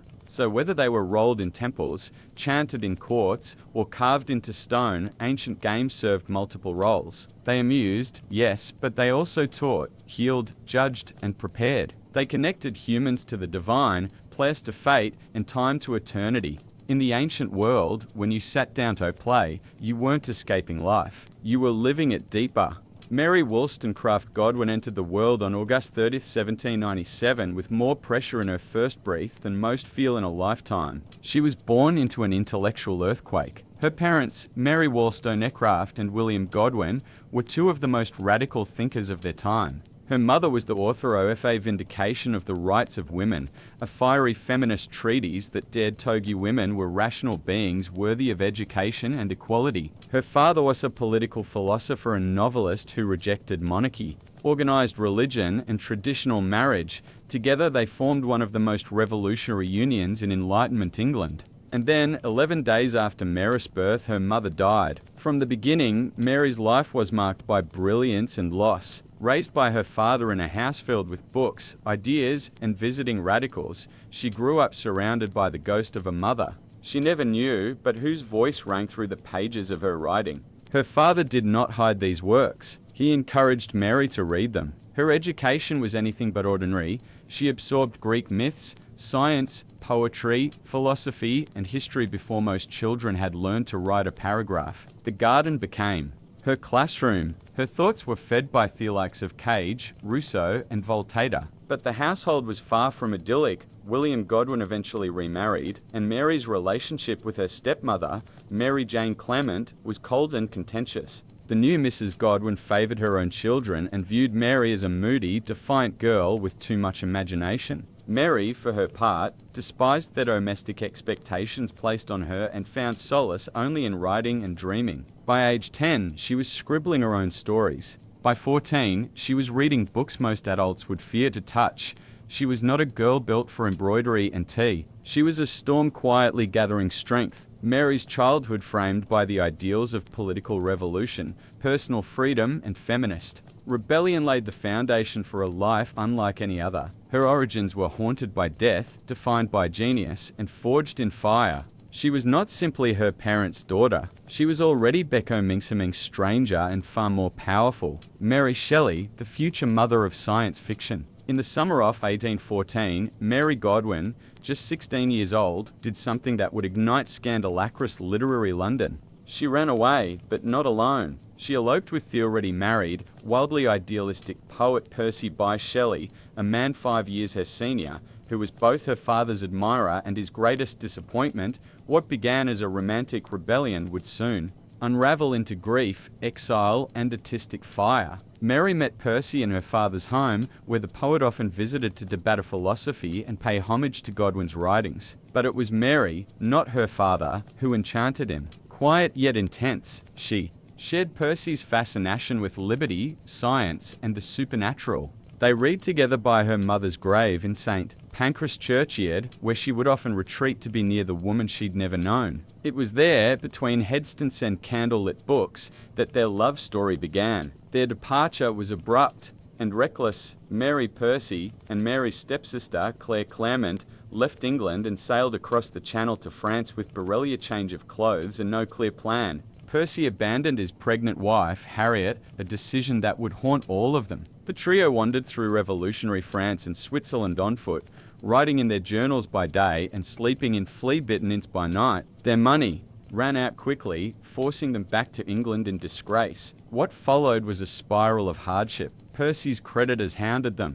Mary's father, once the voice of free love, shunned her, and the children began toady. Mary gave birth to a daughter who died within weeks. Dreamed that my little baby came to life again, she wrote in her journal. Awake and find no baby. Grief had entered her bloodstream, and it never left. Yet through the turbulence, Mary's mind sharpened. She was reading voraciously Greek myths, alchemy, galvanism, scientific theories about reanimation. She was living in exile, a radical woman in a conservative world. Her relationship with Percy was both intoxicating and exhausting. He was brilliant, erratic, emotionally distant, yet passionately supportive of her writing. Mary Shelley had become an outcast, but she was no victim. Her life, already overflowing with rebellion and heartbreak, was laying the groundwork for something extraordinary. And in just a few short years, on the shores of Lake Geneva, lightning would strike. In the summer of 1816, Mary Godwin, now Mary Shel, found herself at the heart of one of literary history's most infamous vacations. She was in Switzerland, staying at the Villa Diodati by Lake Geneva with her lover Percy Shelley, her stepsister Claire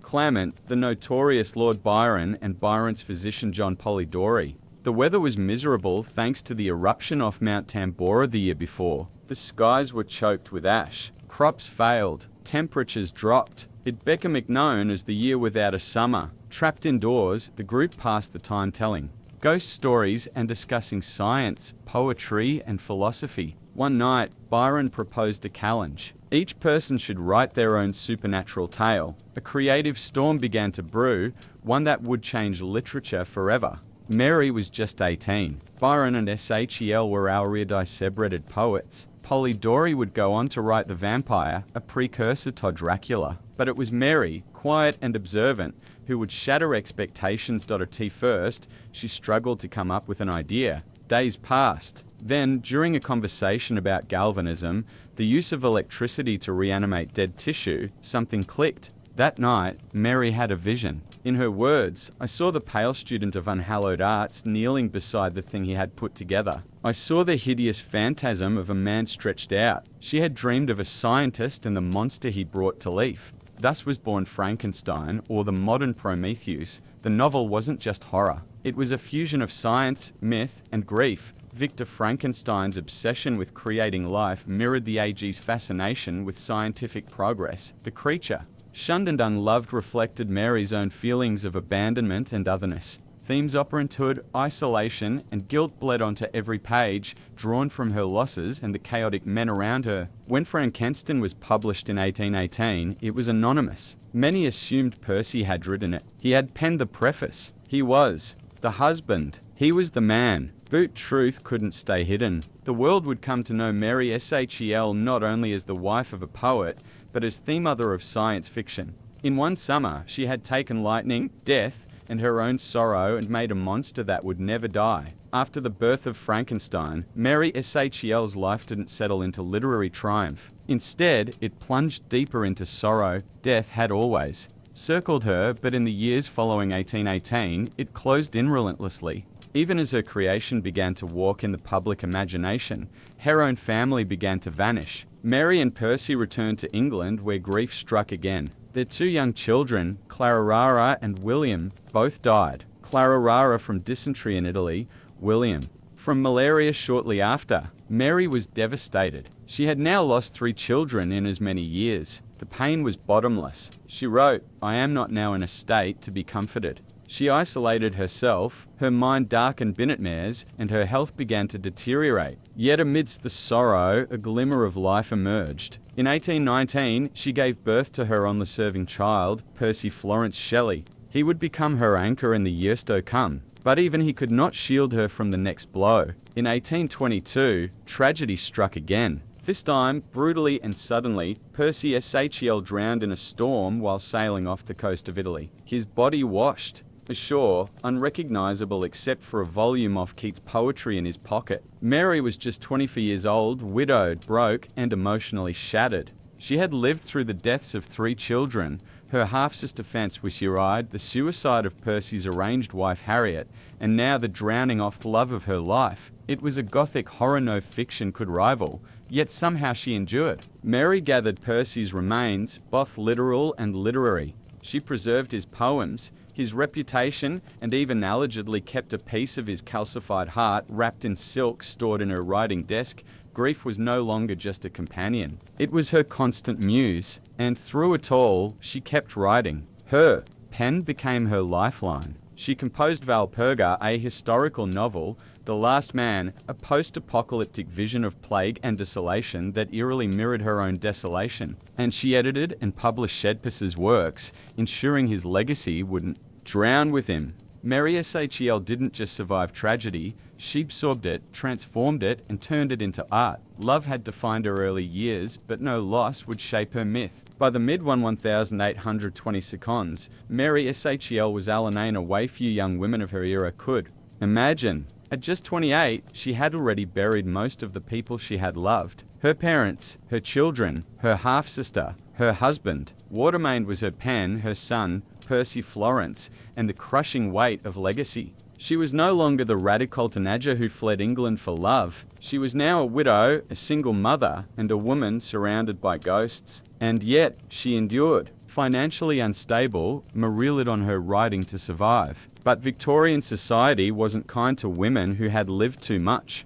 She was judged not only as a female author, but as the scandalous wife of a controversial poet. Publishers wanted her to be palatable, respectable. So she learned to navigate the literary world with care, balancing a radical past with the need to provide a stable life for her son. She wrote tirelessly novels like Perkin, Warbeck, Loder, and Fulner, each weaving themes of political exile, lost mothers, and moral conflict. They weren't as revolutionary as Frankenstein, but they reflected her evolving perspective. Less idealistic, more grounded, and deeply introspective. She also produced biographies, travel journals, and countless editorial projects, including the monumental task of preserving and promoting Percy Shell's poetry. She shaped his legacy with the same diligence she once used to shape her stories. But Mary wasn't simply a reader of memories. She remained intellectually sharp, politically engaged, and fiercely protective of her privacy. She rejected multiple marriage proposals. She refused to publish, gossip, or expose secrets. She maintained friendships with writers, philosophers, and publishers, but trusted very few. Her greatest devotion was to her son, Percy Florence. She ensured he received the best education, protected him from scandal, and gave him the quiet life she herself had been denied. In doing so, she created a version of stability that had eluded her for decades. Mary's later life was marked by physical illness, recurring headaches, and paralysis in her right arm. But she never stopped writing, never stopped hinting, never stopped. Being the woman who had stared down grief and defied it with ink and paper, she was the last woman standing, not untouched by tragedy, but undefeated by it. Her life was no longer just a Gothic novel. It was an act of endurance. By the time Mary Shelley reached her 30s, she had become a quiet force in the literary world. Not through lewd acclaim, but through sheer persistence. She was no longer merely Percy Shel's widow or the daughter of famous radicals. She was Mary Shel, the author of Frankenstein, a novel that over time had begun to take on a strange life of its own. Frankenstein had first been dismissed by critics. Some saw it as a disturbing oddity. Others assumed it had been written by her husband, but the public couldn't look away. By the 1830s, the story had already begun evolving beyond the page. Theatre adaptations sprang up across Europe, including The Popular Presumption or The Fate of Frankenstein, which portrayed the creature as a mute brute, far from Mary's eloquent, tragic original. Still, it proved the novel's cultural power. Her monster was no longer just hers. It belonged to the world, and with that came something extraordinary. A new genre was beginning to form. Frankenstein had unknowingly birthed science fiction. Long before Jules Verne and H.G. Wells, Mary Shel had asked the terrifying question, what happens when man plays God? She had fused Gothic horror with Enlightenment-era science, threading human tragedy through speculative imagination. It wasn't just a horror story, it was a warning. Mary herself didn't claim to have invented a genre. In fact, she rarely called attention to herself at all. But scholars now regard her as the mother of science fiction, a title she earned not through intention, but innovation. She had taken the anxieties of her era about science, morality, motherhood, and death and molded them into a timeless bubble. As she edited Percy's works and navigated the male-dominated publishing world, Mary quietly influenced generations of thinkers. Her writings explored not only politics and feminism, but ecological disaster, existential dread, and ethical boundaries. Her 1826 novel, The Last Man, imagined a world ravaged by plague and loneliness, a vision that would only be fully appreciated a century later. Though ill for much of her later life, she never stopped engaging with the world through her writing. Her legacy was already in motion, creeping out off lab, across the stage, through the press, and into the bloodstream of modern culture. Mary Shel had breathed life into an idea that would never die. And for that, literature would never be the same. Mary Shel's life was shaped not only by love and loss, but by identity, an identity she was constantly forced to defend, reshape, and preserve. Being a woman writer in the 19th century was already a political act. Being Mary Shelley, the daughter of revolutionaries, the widow of a radical poet, and the creator of a morally complex monster, made her existence even more loaded. After Percy's death, Mary was left in a precarious position. Though she had taken his surname through their marriage, her status as his literary executive and the guardian of his legacy was not guaranteed. His family, the aristocratic Shelleys, had never approved of Mary. They viewed her with suspicion, considered her dangerous, and offered her a meagre allowance on the condition that she stay out of their affairs. They allowed her to raise her son, but not to speak too freely. Mary played a long and careful game, shadowed the line between respectability and rebellion, crafting a public persona that was quiet, literary, and maternal, while still protecting her radical lineage beneath the surface. When editing Percy's poetry and writing his memoirs, she subtly sanitized his atheism and revolutionary views, ensuring that his works could reach a wider, more conservative Victorian audience. Critics have debated this move for decades. Was it betrayal or strategy? Perhaps it was both. Mary understood the politics of reputation better than most, but while she worked to preserve Percy's legacy, she also fought for her own. Publishers wanted her to be silent, anonymous, or at best, the footnote to her husband's genius. Mary refused. She continued writing novels under her own name. In an era when women were still publishing under male pseudonyms, Mary Shel insisted on visibility. At the same time, she quietly inserted political themes into her fiction. In Low War and Fulner, She explored issues of male autonomy, flawed fatherhood, and the social limitations placed on women. In The Last Man, she imagined the collapse of civilization and the futility of empire, hardly subtle commentary. Mary Shel's pen was not just a creative tool. It was a weapon. Through fiction, biography, and quiet editorial work, she shaped not only the memory of a generation, but the framework of modern literature. As the Victorian era bloomed around her, Mary Shell entered her final decade with a quiet dignity shadowed by physical decline and emotional isolation. Thorsch was still recognized for her intellect and literary contributions. The world that had once swirled with radicalism and romanticism was fading, and Mary was one of its last living witnesses. The vibrant serie of Harriet, Byron, Percy, Clare, even her father, William Godwin, were gone. The revolutionary fire of the early 1800s had given way to Victorian restraint. Mary found herself increasingly alone, burdened by chronic illness. She suffered from debilitating headaches, partial paralysis in her arms, and what may have been a recurring brain tumor. Yet, she rarely complained. Her pain was simply folded into her routine like ink into paper. Still, she remained committed to her son, Percy Florence Shel, who had grown into a beautiful and affectionate young man. Unlike his parents, Percy Florence lived a conventional life, eventually inheriting the baronets he denied to his father. Mary clung to his companionship, focusing her remaining energy on ensuring his success and protecting him from scandal, especially the ghosts that still followed the Shelley name.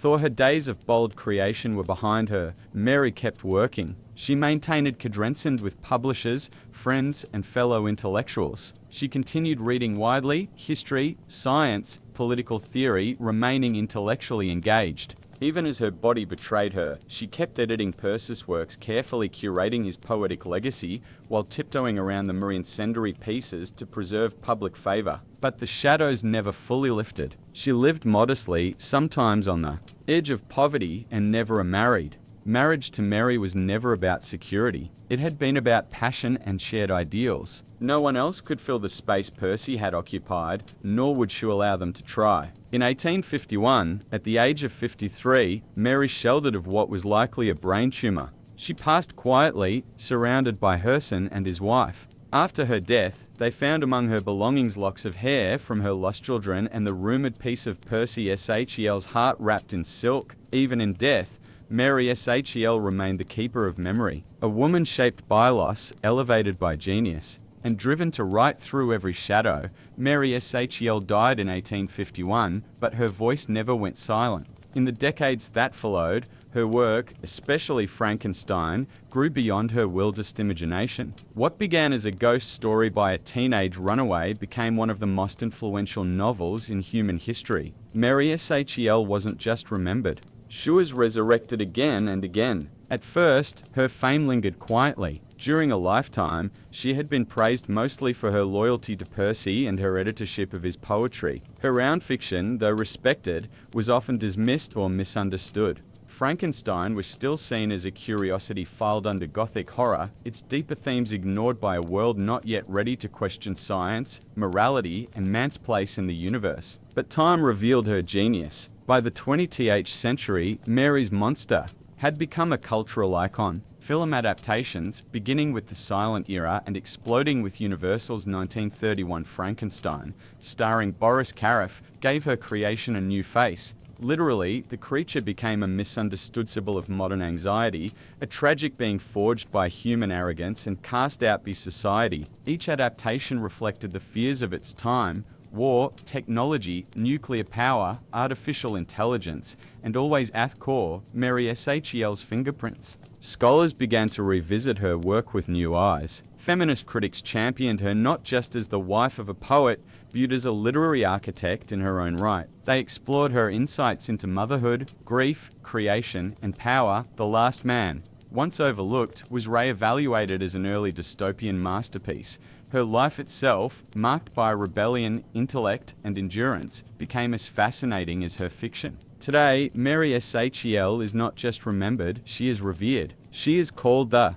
mother of science fiction, the queen of Gothic literature, a pioneer who fused the personal with the philosophical. Her legacy lives on in classrooms, laboratories, film studios, and political discourse. Whenever we ask what it means to be human or what happens when creation outruns conscience, we're speaking in her language. She gave us a monster, viewed and doing. So she gave voice to every outsider, every orphaned idea, every mind cast out for being too curious. Mary Shel didn't just write a novel. Sherwood Literature's DNA. My grandma gave me a penthouse for my birthday, but my mum tried to take it away to please her new husbandi everyone. 3 days ago I turned 15, and my grandma gave me the most unbelievable gift. She signed over the deed to her penthouse. Apartment to me. She doesn't even live there full time. She has a house in the suburbs and only stays in the penthouse when she comes into the city. I was over the moon. It felt like, for the first time in a long while, something good was happening in my life, because honestly, this last year has been absolute hell. It started when my dad walked out. He'd always been a complete workaholic, barely around, but the divorce still blindsided me. My mum never even told me directly. One day, I just noticed he was gone. Later, I found out he had already filed for divorce almost a year before. By the time I realized what was happening, it was basically over. He didn't even say goodbye to me, just left me one last message, be good.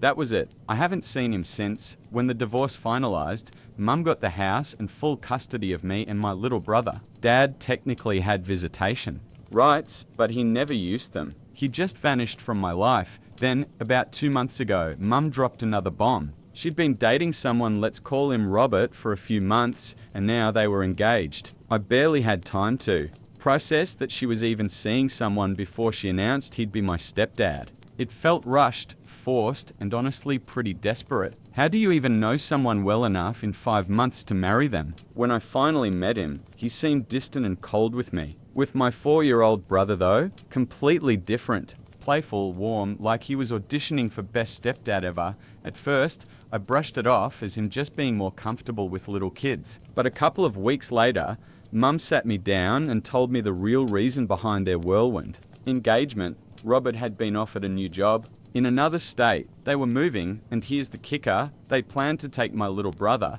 but leave me behind. With my grandma, when I asked why, Mum basically admitted it was Robert's idea. He wanted my brother because he was still young enough to bond with, but me? At 15, I was too old to ever become his real daughter. Plus, apparently, I'd upset him when I said 5 months wasn't long enough to know someone before marrying them. He decided I was stuck in the past and would never accept him. And my mum agreed. She told me I'd be better off staying with grandma. That it would be easier. I can't describe the pain I felt in that moment. My dad had already abandoned me, and now my mum was essentially choosing her new husband over me. I love my grandma dearly, and moving in with her wasn't the issue. She's the kindest, most compassionate woman I know, but to hear my own mother say I wasn't wanted, that crushed me. I told her I didn't want to wait until the move. I wanted to live with grandma immediately. Within a few days, I'd packed my things and left. Those last couple of days at Mum's house was silent. I didn't speak to her, didn't hug her goodbye. Honestly, I didn't think she deserved it. The only person I said goodbye to was my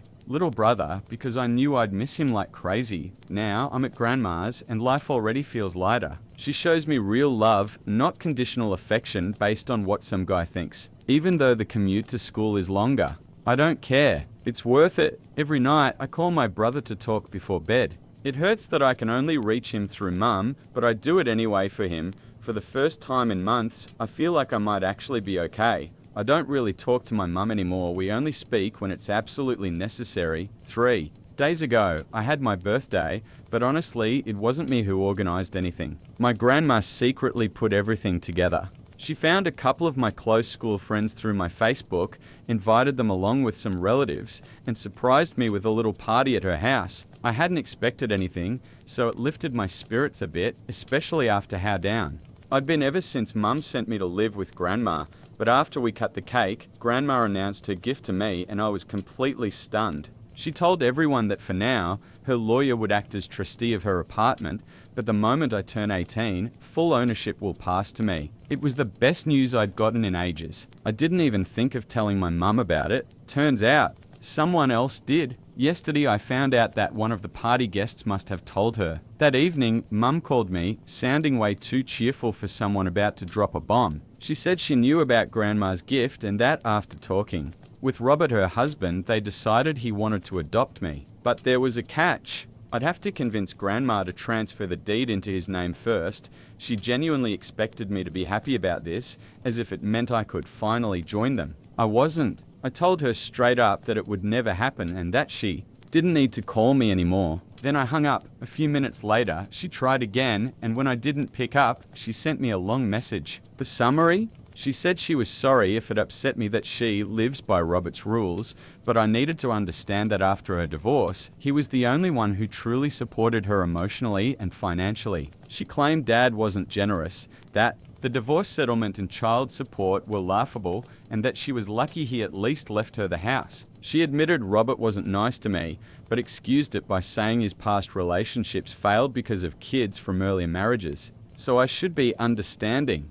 She also said she never abandoned me because she left me with Grandma, who she knew would take good care of me, and that now she'd arranged everything so I could finally come live with them. She ended the message with, "I know you're upset, but I know you love me and I love you. Just text back, I love you." At first, a small part of me felt bad reading it, but the ending made me furious. She wanted me to bend to Robert's demands just like she does. It was selfish, weak, and pathetic. Honestly, it felt like she had completely lost herself. Half an hour later, I texted back that I will never do what Robert wants, and if she wanted to leave with him, she should just leave me here with Grandma like she planned in the first place. I didn't feel like I had anything else to say because her behavior had disappointed me so much. When I told Grandma about it, she was firm. She would never, under any circumstances, sign the deed over to Robert. She barely knows him, doesn't trust him, and believes he'd sell the place right away, leaving me with nothing. Honestly, she's probably right, and I'm glad I stood my ground, but Mum wasn't ready to take no for an answer. This morning, while I was at school, she showed up at Grandma's with my little brother. When I got home, Grandma told me Mum had come to talk face to face about the offer I supposedly ignored. I made it clear I hadn't ignored anything. I had already replied and made myself very clear. This is not happening. I want her to stick to her original plan because I'm not about to convince Grandma to sign over her property to Robert. We don't trust him, and I made that perfectly clear. So I honestly don't get why she keeps pretending not to understand. I was harsh and answered in a sharp tone, but can you really blame me? That's when Mum started crying, saying she just wanted to make everyone happy, but no matter what she does, it never works out. I was furious watching her sit in the living room sobbing, because in reality, I'm the one who should have been crying. I'm the one both of my parents walked away from. I told her to stop and said she had twisted everything.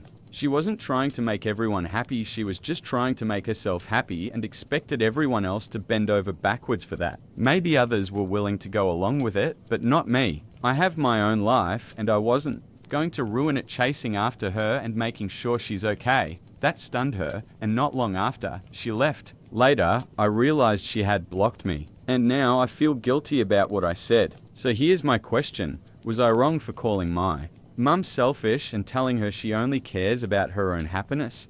Update 1. Hi everyone. First of all, thank you to everyone who commented on my first post. Reading your replies really opened my eyes. You all pointed out things I hadn't even considered before. For example, it had never crossed my mind that my mum's relationship with Robert might have started before the divorce. Maybe she only admitted to it after the fact because it was easier that way. No one would suspect a thing once the divorce papers were signed. Honestly, I never even allowed myself to think my mum could cheat, but now, I'm not so sure. Either way, it doesn't matter anymore because she made it clear she doesn't want much to do with me. What really hurts is that I can't see or talk to my younger brother, and I miss him so much. We've always been close, and it breaks my heart that some of you might actually be right that Robert could be his real dad. I try not to think about it, but once the idea was planted, it's been hard to shake. I've talked to my grandma a lot over the past couple of days. Neither of us knows for sure, but it's definitely changed how we see Mum.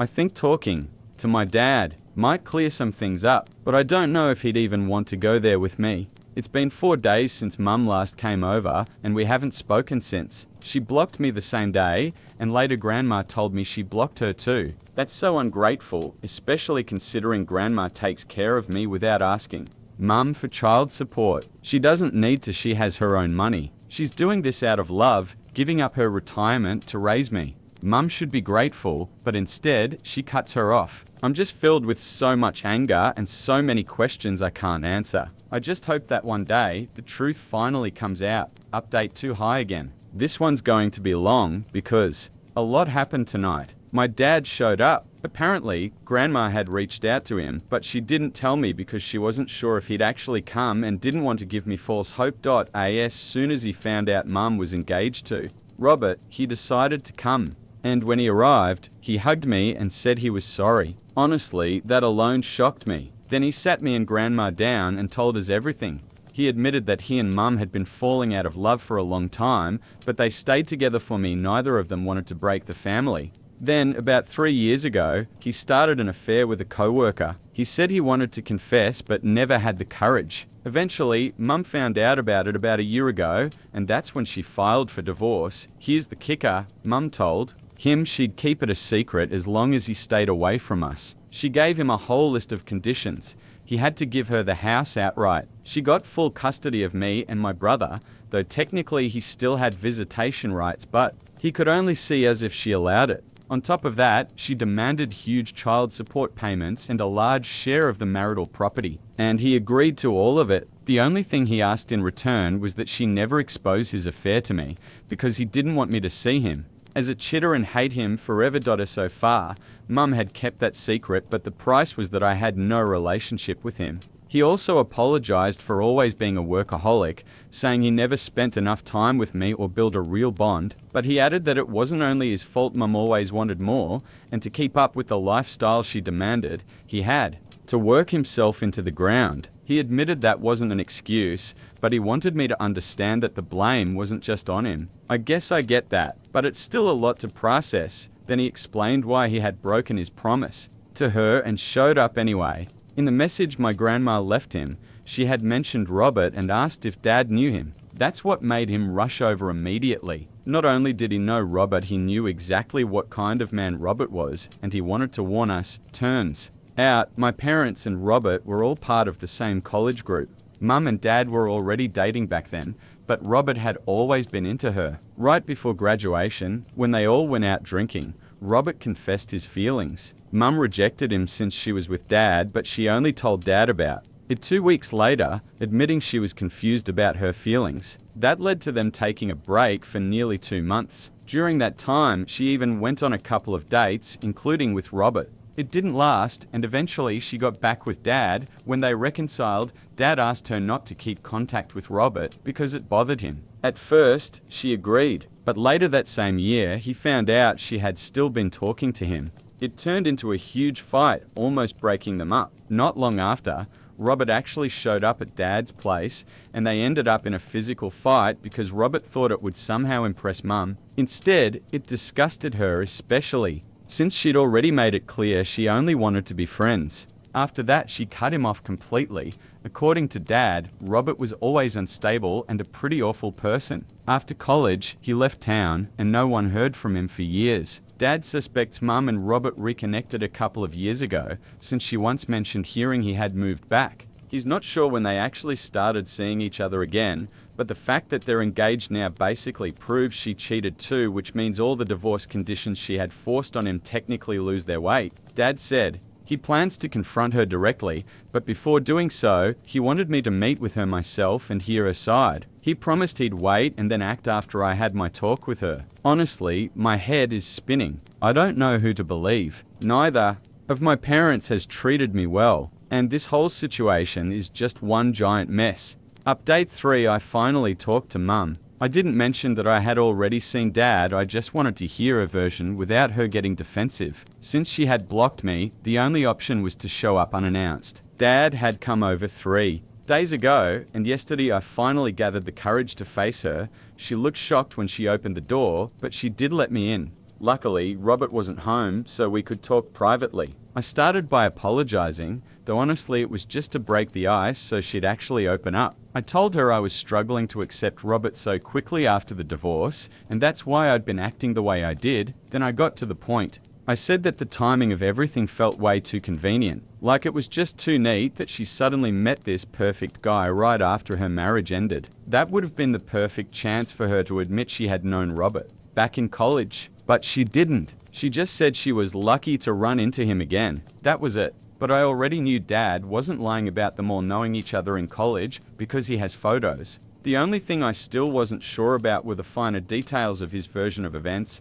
The moment Mum flat out lied to my face about never knowing Robert before, I realized who I should believe. But then she made it even worse for herself. She admitted she had no intention of ever telling me the truth, and the real reason she rushed into an engagement and moving in with Robert was because she wanted to erase everything connected to my dad, to wipe him completely out of her life, and then she went further. She told me about his affair, the very secret Dad had sacrificed everything to keep from me, the one she promised never to reveal. That was the breaking point. I didn't see any reason to keep talking. I just told her we'd see each other again sometime, and I left. As soon as I walked out of the house, I called my dad and told him he could do whatever he needed to do now, because I finally knew the truth. He hadn't lied to me. Mum had. So now she'd finally face the consequences. I'm not saying my dad suddenly became a saint or that all his mistakes are forgiven, but compared to my mum, he's not nearly as awful.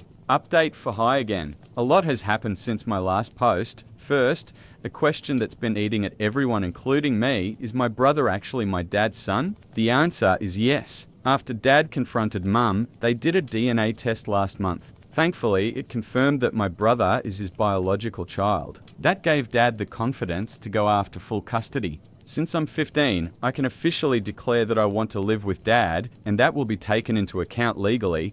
That being said, I'm still living with my grandma for now. Even though Dad is trying hard to make things right, there's still a lot between us we need to work through. I feel safest here with Grandma, and I'm not ready to move back in with him yet. Mum, of course, was furious when she realized my visit had been all about finding out the truth about her and Robert. She unblocked me once just to curse me out, then immediately blocked me again. We haven't spoken since .as for Robert. He dumped Mum almost as fast as he got engaged to her. Turns out, the whole time he was stringing her along, he lied about having a job offer. His actual plan was to try to worm his way into his uncle's failing business and live off my mum's money. That's also why he was pushing her to convince me to sign over the apartment Grandma had gifted me. They'd been together for 2 years, and all along he was just playing her. So now Mum's been scammed, dumped, and humiliated. Instead of admitting her mistakes, she goes around whining to her friends about Robert, not realizing they all laugh behind her back. That's actually how Dad found out the truth. Her friends spilled it, and honestly, I'm grateful. Grateful that Mum chose to push me out of her life the moment Robert told her to. It hurt at first, but now I see it was a blessing. So here we are. Dad and I have agreed to try to rebuild our relationship. He's promised to do better and be the kind of father I needed all along. And once he gets full or at least joint custody of my brother, we'll try to piece together some version of a family again. I don't know if we'll ever be a normal family, whatever that even means anymore, but maybe we can at least be a happy one. And for now, that's enough for me. I let my sister-in-law throw her baby shower at my house, but then she tried to kick me out of my own home during the party just to impress one of her wealthy friends. I told her husband what happened, and that ended up leading to their divorce. Now she's raising the baby alone. I'm 32, married for 3 years. My husband 35, and I have been together for 5 years, but he's currently working out of town, so we're basically in a long-distance situation. He comes home every other weekend. We recently bought a beautiful new house right next to my parents' place, so it's convenient for all of us. It's pretty big for just me, but I love the space. At our housewarming, everyone complimented it, especially my sister-in-law, Carrie 32. She couldn't stop gushing about it. Carrie and I aren't super close, but we've always gotten along. A couple weeks ago, she asked if she could have her baby shower at my house. I agreed without hesitation. She was pregnant. I didn't want to be rude, and honestly, I thought it might be nice to socialize a bit since I spend a lot of time alone. She said she didn't want to waste money renting a venue when I had such a perfect home for it. Her own house is fine, but smaller and not as impressive.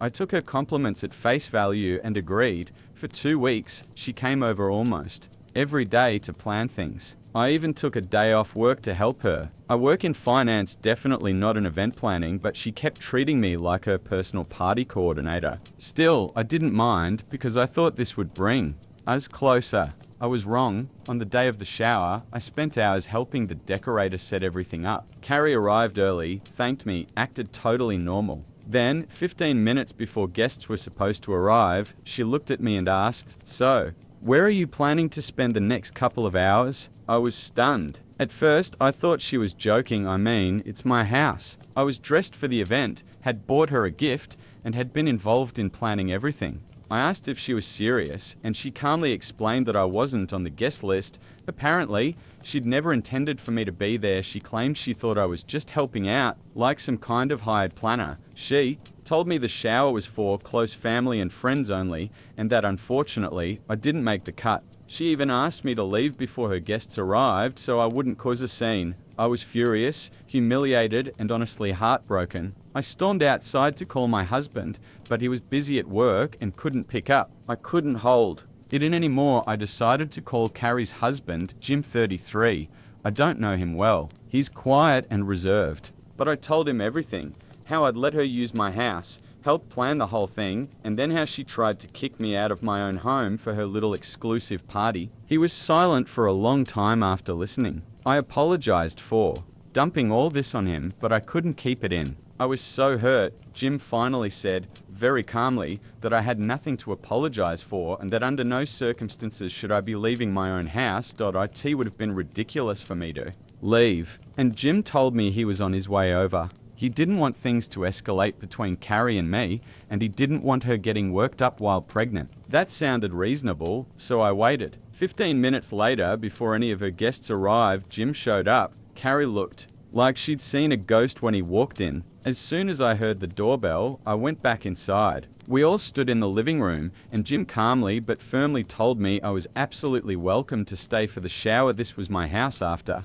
all. Carrie tried to argue, but he gave her a sharp look and she went silent. She spent the whole evening glaring at me like she wanted me to vanish. I kept my cool and carried myself with dignity, but I quietly decided right then I was done with her. I even thought about cancelling the whole event out of spite, but I'd put too much time and effort into helping set it up. So I endured the evening and promised myself I'd never deal with Carrie again. After the shower ended, Jim apologized again for her behavior. Carrie didn't even look at me. He actually apologized for that too, saying she had no right to treat me that way. She was clearly bitter and thought I had forced myself into her special day, which was honestly insulting given it was happening under my own roof. Later that night, I told my husband everything. He was furious and wanted to call his sister immediately, but I asked him not to, at least not that night. I just wanted peace, but peace didn't last. The very next morning, my in-laws called me, fuming. Apparently, when Carrie and Jim got home, they had a huge blowout fight because Jim knew what she'd done to me. Now Jim had packed up and said he was done. He stopped speaking to Carrie entirely and even cut off communication with my in-laws. That shocked everyone, since Jim had always been close to her family. Their parents had even been old family friends. But suddenly, his side of the family blocked Carrie's parents everywhere, social media, phone, everything, and yet, somehow, this was all my fault. According to Carrie and my in-laws, if I had just kept quiet and gone along with her plan, none of this would have happened. They actually blamed me for ruining her marriage. I couldn't believe what I was hearing. Carrie humiliated me in my own house, and I was the one being painted as the villain. I lost it. I told them straight up, I'm not taking the blame for any of this. Carrie behaved horribly. I generously allowed her to host an event at my home for free, and in return, she tried to humiliate me by kicking me out of my own house, all because she didn't think I was close enough family. Excuse me, I'm literally her brother's wife. I reminded them that if my husband had been home, Carrie never would have dared to treat me that way. And I don't regret telling Jim the truth. He was the only reasonable adult in this mess. If he decided enough was enough and chose to walk away from his marriage, I trust his judgment. That's his choice, and it's not on me. But my in-laws won't stop harassing me. They keep saying I've ruined a family and that Carrie's baby will grow up without a father because of me. Honestly, that's just emotional blackmail. I'm close to blocking them completely. But the only reason I haven't is because sometimes their words do get in my head. They make me doubt myself, even though I know deep down I didn't do anything wrong. My husband, thankfully, is fully on my side. He told me I did nothing wrong, and he'll be the one to explain to his parents that Carrie caused this, not me. He says they should be supporting her instead of attacking me. But I'm just exhausted. I don't feel guilty at all, but they won't leave me alone, and all I want is for this drama to finally be over. Honestly, I still don't even understand why it mattered so much to Carrie that I wasn't at her baby shower. It never made sense to me. So, was I really wrong for telling her husband the truth about how badly she treated me? You can make up your own minds, but personally, I think I did the right thing. I don't see any reason why I should be the scapegoat here. Yes, it's tragic if their baby ends up growing up without a father, but if they couldn't fix their marriage anyway, that outcome was inevitable sooner or later. And let's be real, Carrie had zero interest in resolving things. If she had been willing to apologize, maybe there would have been a chance to work things out. Instead, she doubled down and pushed all the blame on me. That's just insane. Update 1 high again. It's been almost a week since the baby shower, and Carrie and Jim are officially getting divorced. This isn't speculation, Jim already announced it on his socials. I didn't think things would unravel this quickly, but apparently he's already filed and the process has started. He moved back in with his parents and they've been living apart ever since. I wasn't sure if I should even reach out because I honestly felt guilty. But after talking with my husband, we agreed that someone from the family should at least check in, especially since Jim hadn't blocked us. Clearly, he left that door open for a reason. So I sent him a message, just saying I was sorry that things had turned out this way. Not an apology for causing it, more like expressing sympathy. He actually reassured me, told me not to blame myself because their marriage had been hanging by a thread for a long time. After that, I asked him directly, why did Carrie hate the idea of me being there so much? Because they're only close relatives, excuse never added up. She'd invited plenty of people who weren't even family, people I knew she wasn't close with. So what was the real reason? Well, he told me. And wow, the truth was, Carrie had been desperate to impress one particular guest, an old school friend of hers who'd married into a very wealthy family. Carrie has been planning to start a business after the baby, and she was hoping this woman's wealthy husband might invest in it. Her entire baby shower plan was basically a performance for this one guest, and here's the kicker, she wanted to pretend my house was hers. That's why she didn't want me around. She thought she could host the event, claim the house was hers, and put on this illusion of being more successful than she really is. Obviously, she couldn't pull that off with me standing right there.as. It turned out that important friend didn't even show up because she got sick that day. But the fact remains Carrie was perfectly willing to lie, humiliate me, and use me just to keep up appearances. When Jim found out, he confronted her at home. She admitted it openly, like it was no big deal to fake an entire lifestyle just to impress someone from high school. Jim told her straight up she owed me an apology for treating me like trash after I'd been generous enough to host. She flat out refused, and that fight cracked open everything else. According to Jim, this wasn't new behavior. For the last couple of years, Carrie's been obsessed with pretending they're wealthier than they are, staging things for social media, putting on a front for acquaintances. He said it all started not long after their wedding, when some of her friends made snide comments about how modest their wedding was compared to others. Since then, she's been living in this fantasy of trying to look rich. Hearing this honestly blew my mind, but it also made everything click into place. Honestly, I think all those comments from her friends really got under Carrie's skin. But she's a grown woman, not a teenager. She shouldn't still be this obsessed with what other people think. Real friends don't mock you for not living a flashy lifestyle. If they do, maybe they're not worth keeping around. The thing is, Carrie and Jim aren't struggling at all. They live a perfectly normal, comfortable life. Sure, they're not wealthy, but they're fine. Jim works in real estate, and Carrie has a steady job at a marketing firm. She even had plans to launch her own business after the baby. If anything, she should have been saving up instead of spending recklessly. But Carrie's been fixated on projecting this glamorous image they simply can't afford. Jim said he tried countless times to explain this to her, that their life is good enough as it is, that they don't need to impress anyone. But she just brushed him off. Instead, she kept buying things without talking to him first, kept putting up a front. That put a constant strain on their marriage. He admitted he used to ignore it because he loved her so much. But with a baby on the way, he couldn't look past it anymore. It wasn't just about money anymore. It was about the kind of future they'd be able to give their child. After the baby shower fight, Jim finally snapped. He told me that even If I hadn't called him that day, he would have left sooner or later. The baby shower incident just sped things up. He doesn't blame me for anything, and honestly, I feel lighter knowing that. My husband and I talked it over too. He feels sorry for Carrie, of course, but he also thinks Jim wouldn't have walked away unless he'd thought it through. Jim was a good husband, and if he reached his breaking point, that says a lot. I do feel bad for Carrie, especially since she's pregnant, but at the end of the day, she dug herself into this. She's in her 30s, still acting like she's in high school, still letting shallow people dictate how she feels about her own life. She needs therapy more than she needs new designer bags. I honestly hope they figure something out, if only for their baby's sake, because growing up in a broken home is tough. For now, though, I'm stepping back. I've decided to block Carrie and my in-laws for the time being, not out of spite, but because I don't see anything good coming from staying involved. My husband agrees. We'll give them space and focus on our own lives. Update to so, my husband just got back a couple of hours ago and he filled me in. He's been in touch with Jim these past few days, and apparently Jim is open to giving their marriage another shot, but only if Carrie is willing to apologize and agree to go to therapy. My husband's been trying to get that message across to her, but so far she hasn't responded. His parents said she's avoiding everyone right now, just isolating because she's so upset, which honestly is understandable, but the ball's in her court now. As for some of the comments on my last post, a lot of people called me selfish, saying my husband and I were greedy and should have been financially supporting Carrie and Jim. I honestly don't know how people came to that conclusion, but let me clear the air. We bought this house fair and square because we could afford it. If it hadn't been within our budget, we wouldn't have bought it. And for the record, Jim and Carrie are not broke. They have stable incomes. Acting like they need our charity is just insulting to them.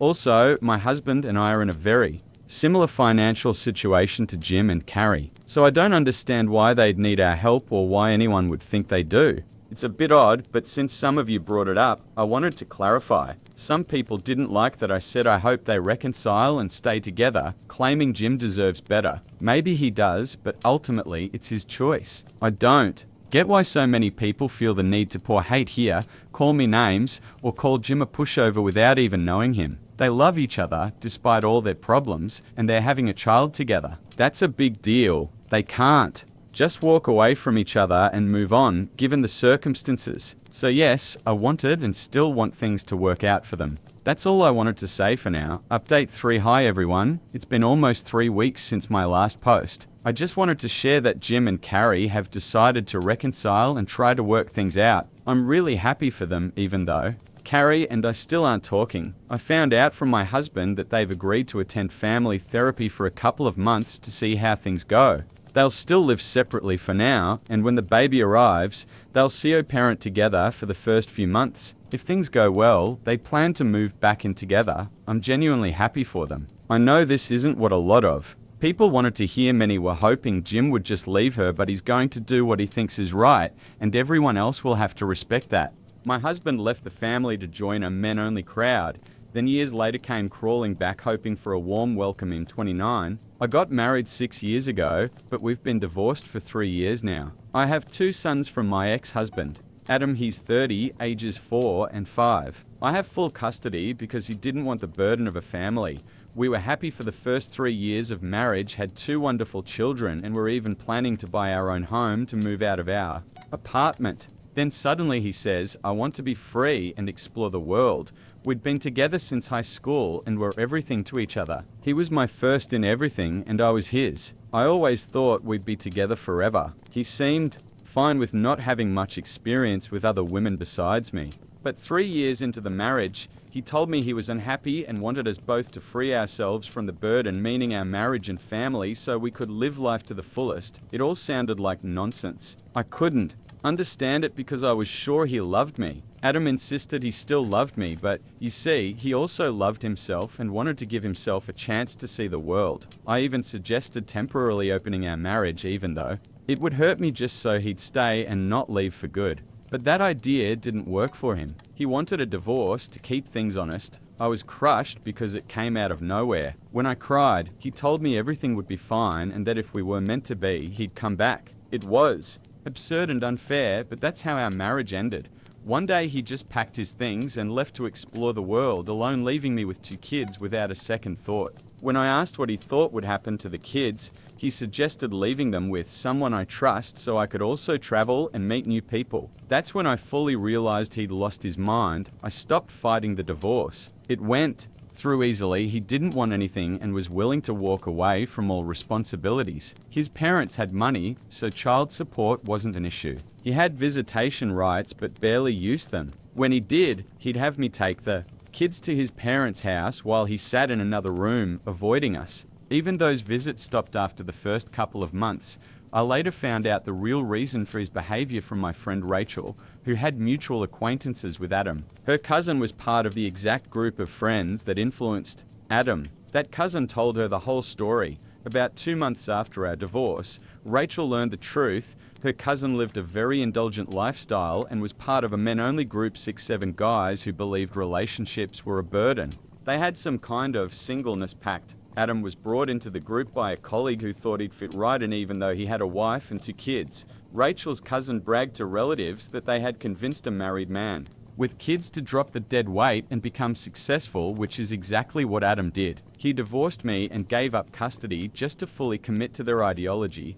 Rachel, curious, asked what the guy looked like. When her cousin pointed to Adam in a group photo, she instantly put 2 and 2 together and came to tell me. When I found out he had left us to join some ridiculous adventure-seeking club, I was furious. Honestly, it would have been easier for me if he'd just cheated. At least that would be a more understandable reason than this nonsense. I wanted to call and scream at him, but I didn't. Knowing the real reason only convinced me further that nothing I could say would change him. So I focused on raising my sons to be better men than their father. I hired a nanny, worked twice as hard so I could leave work at the office and devote my home time to my kids. My parents helped a lot. Even my ex-in-laws occasionally offered minimal help, probably out of shame for their son. They were the ones paying the child support, since Adam reportedly blew his own money on exotic trips and luxury hotels. Now my boys are sweet, well-behaved, and love each other dearly. We are our own family, and that's all we need. I barely think about Adam anymore. I worked my way into a great position and now earn double what I used to. For the last 2 years, everything was going great until last week. Out of nowhere, after 3 full years of no contact, Adam showed up. It was a Sunday and we were all at home. We even have enough saved now to buy our own house. But I stayed in this apartment because I love it so much and it's convenient for work. Obviously, I should have moved after all, because unfortunately, by staying in the same place, Adam knew where to find me. That day, he just showed up at our door without warning, and honestly, it felt like the air got knocked out of my lungs. It had been so many years. For the first few seconds, we were both silent, and I just looked at him, this awkward, huge bouquet of red roses, his teary smile. Call me heartless, but I didn't feel the slightest bit of tenderness or excitement, only pure, burning hatred. And before he could say anything, I slammed the door with all my strength, so hard the floor shook. I told the kids to go to their rooms because I knew he'd try to convince me of something, and I definitely wouldn't be able to stay calm. Rage, resentment, and anger were boiling inside me, and I didn't want my kids to witness the chaos that was about to start. Sure enough, as soon as the kids left, Adam started whining that he didn't expect such a reception. I could hear him trying his hardest not to break into tears, which only pissed me off more. This was the guy who had dumped all this bitch on me for years ahead, and now he dared to cry and act like he was the victim. Then he started saying he had come back to apologize, that he regretted everything he'd done in the past, and now he just wanted his old life back. I was shocked, but I let him finish, because some part of me wanted to hear that apology, whatever that word even meant to him. I had completely erased him from my mind, but his sudden appearance stirred everything up again, and maybe, in some twisted way, I enjoyed the chance to put him in his place. I wanted him to know that without him, our lives had only gotten better, and nobody missed him. He went on for a couple of minutes about how much fun he'd had all these years, but in the end, he felt empty because there was no one to come back to accept another lonely hotel room. He admitted that in recent months, he felt like something was missing, and finally made the very difficult decision to come back and apologize so he could fix everything. Turns out the thrill of traveling and exploring life with his new group of friends had burned out within a few months, but he clung to that lifestyle because he was afraid to return. He thought that since he'd sacrificed so much for it, he had to stick with it until the end. But now, he just wanted to get it all back. The more he talked, the more I wanted to open the door and punch him in his stupid face with all my strength. I couldn't listen to this nonsense anymore, so I told him to leave us alone, that I didn't want to see or hear him again. But Adam being Adam, he was sure that if he kept rambling and begging at my door, he'd convince me eventually. At some point, it got extremely annoying and the kids needed to be called for dinner, so I just banged on the door and yelled that we were no longer a family and that he should get the hell out. I think that actually stunned him, because after that, I didn't hear him anymore. When the kids were having dinner, I immediately called my lawyer and told him everything that had happened just in case. Then I called my parents, told them about Adam's visit, what he said, and how I responded. They assured me I'd done the right thing and had nothing to worry about. I didn't call my ex-in-laws, I didn't even know what to say to them, and I'm sure their son will tell them himself anyway. But as soon as I finished those calls, Rachel rang. Since she was the one who once told me the truth about why Adam left, I answered, already guessing she had something important to say, and I was right. The first thing she asked was if Adam had come by. I said yes, and then she told me her cousin had just called her to explain exactly why he had come back. Rachel and I are very close friends, and ever since she passed me that information from her cousin, she's told him to inform her immediately about anything related to Adam, because I was the one he dumped back then. When her cousin found out about me, I think he suddenly stopped feeling proud about recruiting Adam. I don't blame them, it's Adam's fault alone for being such a spineless coward. Her cousin promised to keep us updated about Adam and even contacted me once himself to apologize. I forgave him, I had no grudges, but of course, we didn't become friends. He had been telling Rachel what Adam was up to, so I'd always known what was going on with him. By the way, after the divorce, Adam had blocked me everywhere, and now her cousin reached out to Rachel again to tell her the truth about why Adam had returned, and she passed it on to me. Apparently, their group had a shared chat since they first met. Just a couple of hours before Adam showed up at my door, he wrote in there about his plan. The guys seemed to support him at first, but Adam suddenly exploded, accusing them of fake support. He yelled that they had betrayed him because he'd sacrificed his whole life, left his wife and kids to live like them. But it turned out that over the years, they'd all gotten into relationships, and now he was the only one left, like the last idiot who actually ditched his family just to party with the boys. And meanwhile, those guys, most of them are now dating someone.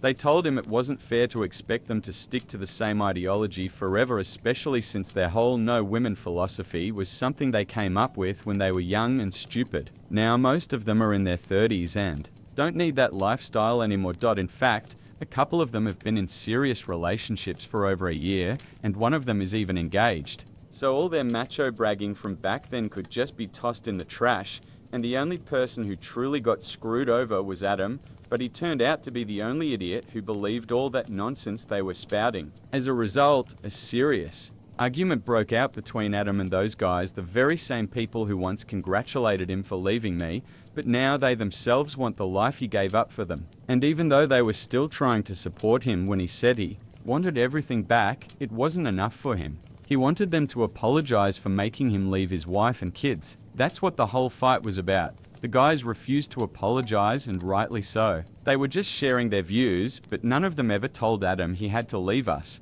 to be part of their circle. Of course, he would have had to give up the idea of traveling the world and living like them, since he had obligations at home, me and the kids, but he still could have stayed friends with them. No ultimatums were ever given. He left us of his own free will for the life he thought he wanted, just so he could fit into the group. And now he's doing the same thing again now that most of those guys are in relationships. He once again felt the pressure, once again wanted to be like everyone else. And that's the real reason he came back, not out of a sense of duty or emptiness like he tried to tell me. When I heard all this from Rachel, I started shaking because I had actually felt guilty for kicking him out. That's why I called my parents, wanting to hear that I'd done the right thing. If I had known all this beforehand, he really would have gotten it from me. But Rachel's cousin had been swamped at work, and while all this was being discussed in the group chat, he wasn't checking his phone, so he didn't know anything. Later, when he had time and saw the messages, he told Rachel right away, and she called me.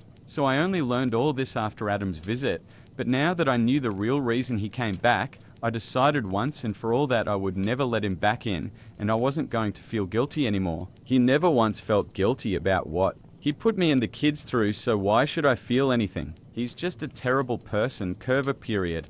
I mentally prepared myself for him to try crawling back again, but it never happened. For the next couple of days, I heard nothing. I even asked Rachel to check with her cousin if he knew anything, but he said he had no idea because after that fight, Adam had blocked everyone from the group, even Rachel's cousin, though he hadn't even been part of the argument and only learned about it afterward.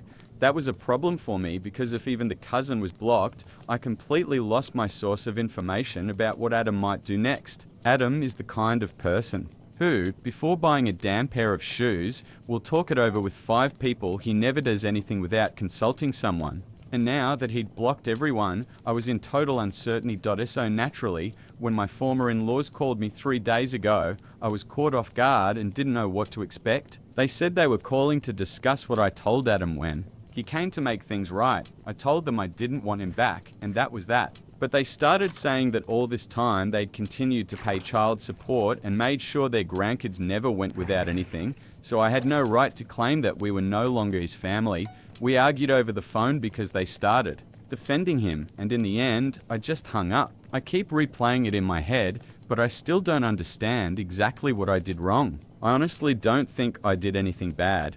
But in one thing, my in-laws were right. They have been fulfilling their part of the agreement, and technically, Adam still has the right to see the kids. He just hasn't exercised it in a long time. I don't know what to do now. On the one hand, I do want my kids to have a father, even though I'm managing fine on my own, so I don't want to take that away from him, not even sure I have the legal right to. I just can't make sense of anything right now. The only thing on my mind is my children. Am I wrong for telling my ex-husband that me and the kids are no longer his family after he abandoned us for 3 years? First update. Hi everyone, thank you for your comments and support. I've decided to file an appeal and try to change the custody arrangements so that Adam will no longer even have the right to see the children. I don't know if I'll succeed or not, but it's worth a try. It's been 2 days since I posted my story here, and that's exactly the advice I received from most of you, so that's what I'm going to do. My parents support me too. The fact that Adam and his parents pay child support just means they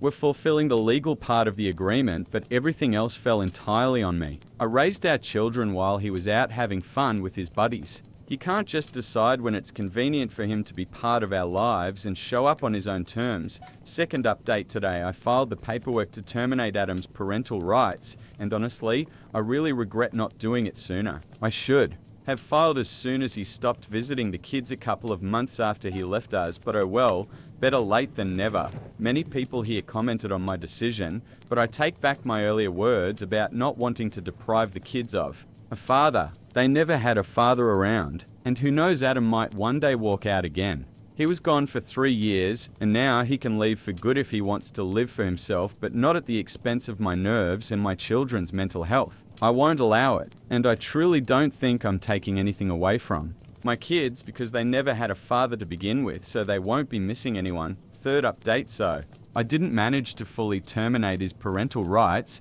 but now he can only see the kids if I'm personally present. That's something at least now he can't just push us around. If he can prove to the court that he's capable of being a stable and reliable father, then maybe we'll reconsider this arrangement. But for now, this is the maximum he gets. As for me, he is never coming back to me. That's not even up for discussion. After the court hearing, when he tried to talk to me again, I snapped and told him straight out that I knew about his pathetic need to fit into the cool crowd and that he should just marry his buddies because he's never getting anything from me. And if he weren't the father of my children, I wouldn't even give him a second glance. Then I just left with the kids, leaving him and his parents standing there with their jaws dropped. Damn, that felt good. So that's where things stand now. I don't know what will happen next, but I'm glad this at least turned out in the children's favor. They are the only ones who matter to me. Now, if Adam somehow manages to become a normal, responsible father and take on his parental duties, maybe my kids won't have to grow up without a dad, and maybe they won't have to learn how to shave from YouTube tutorials. But if he even once tries to pull any crap again, he will deeply regret it. He's already messed with my head enough, but I will never let my children go through that, no matter what.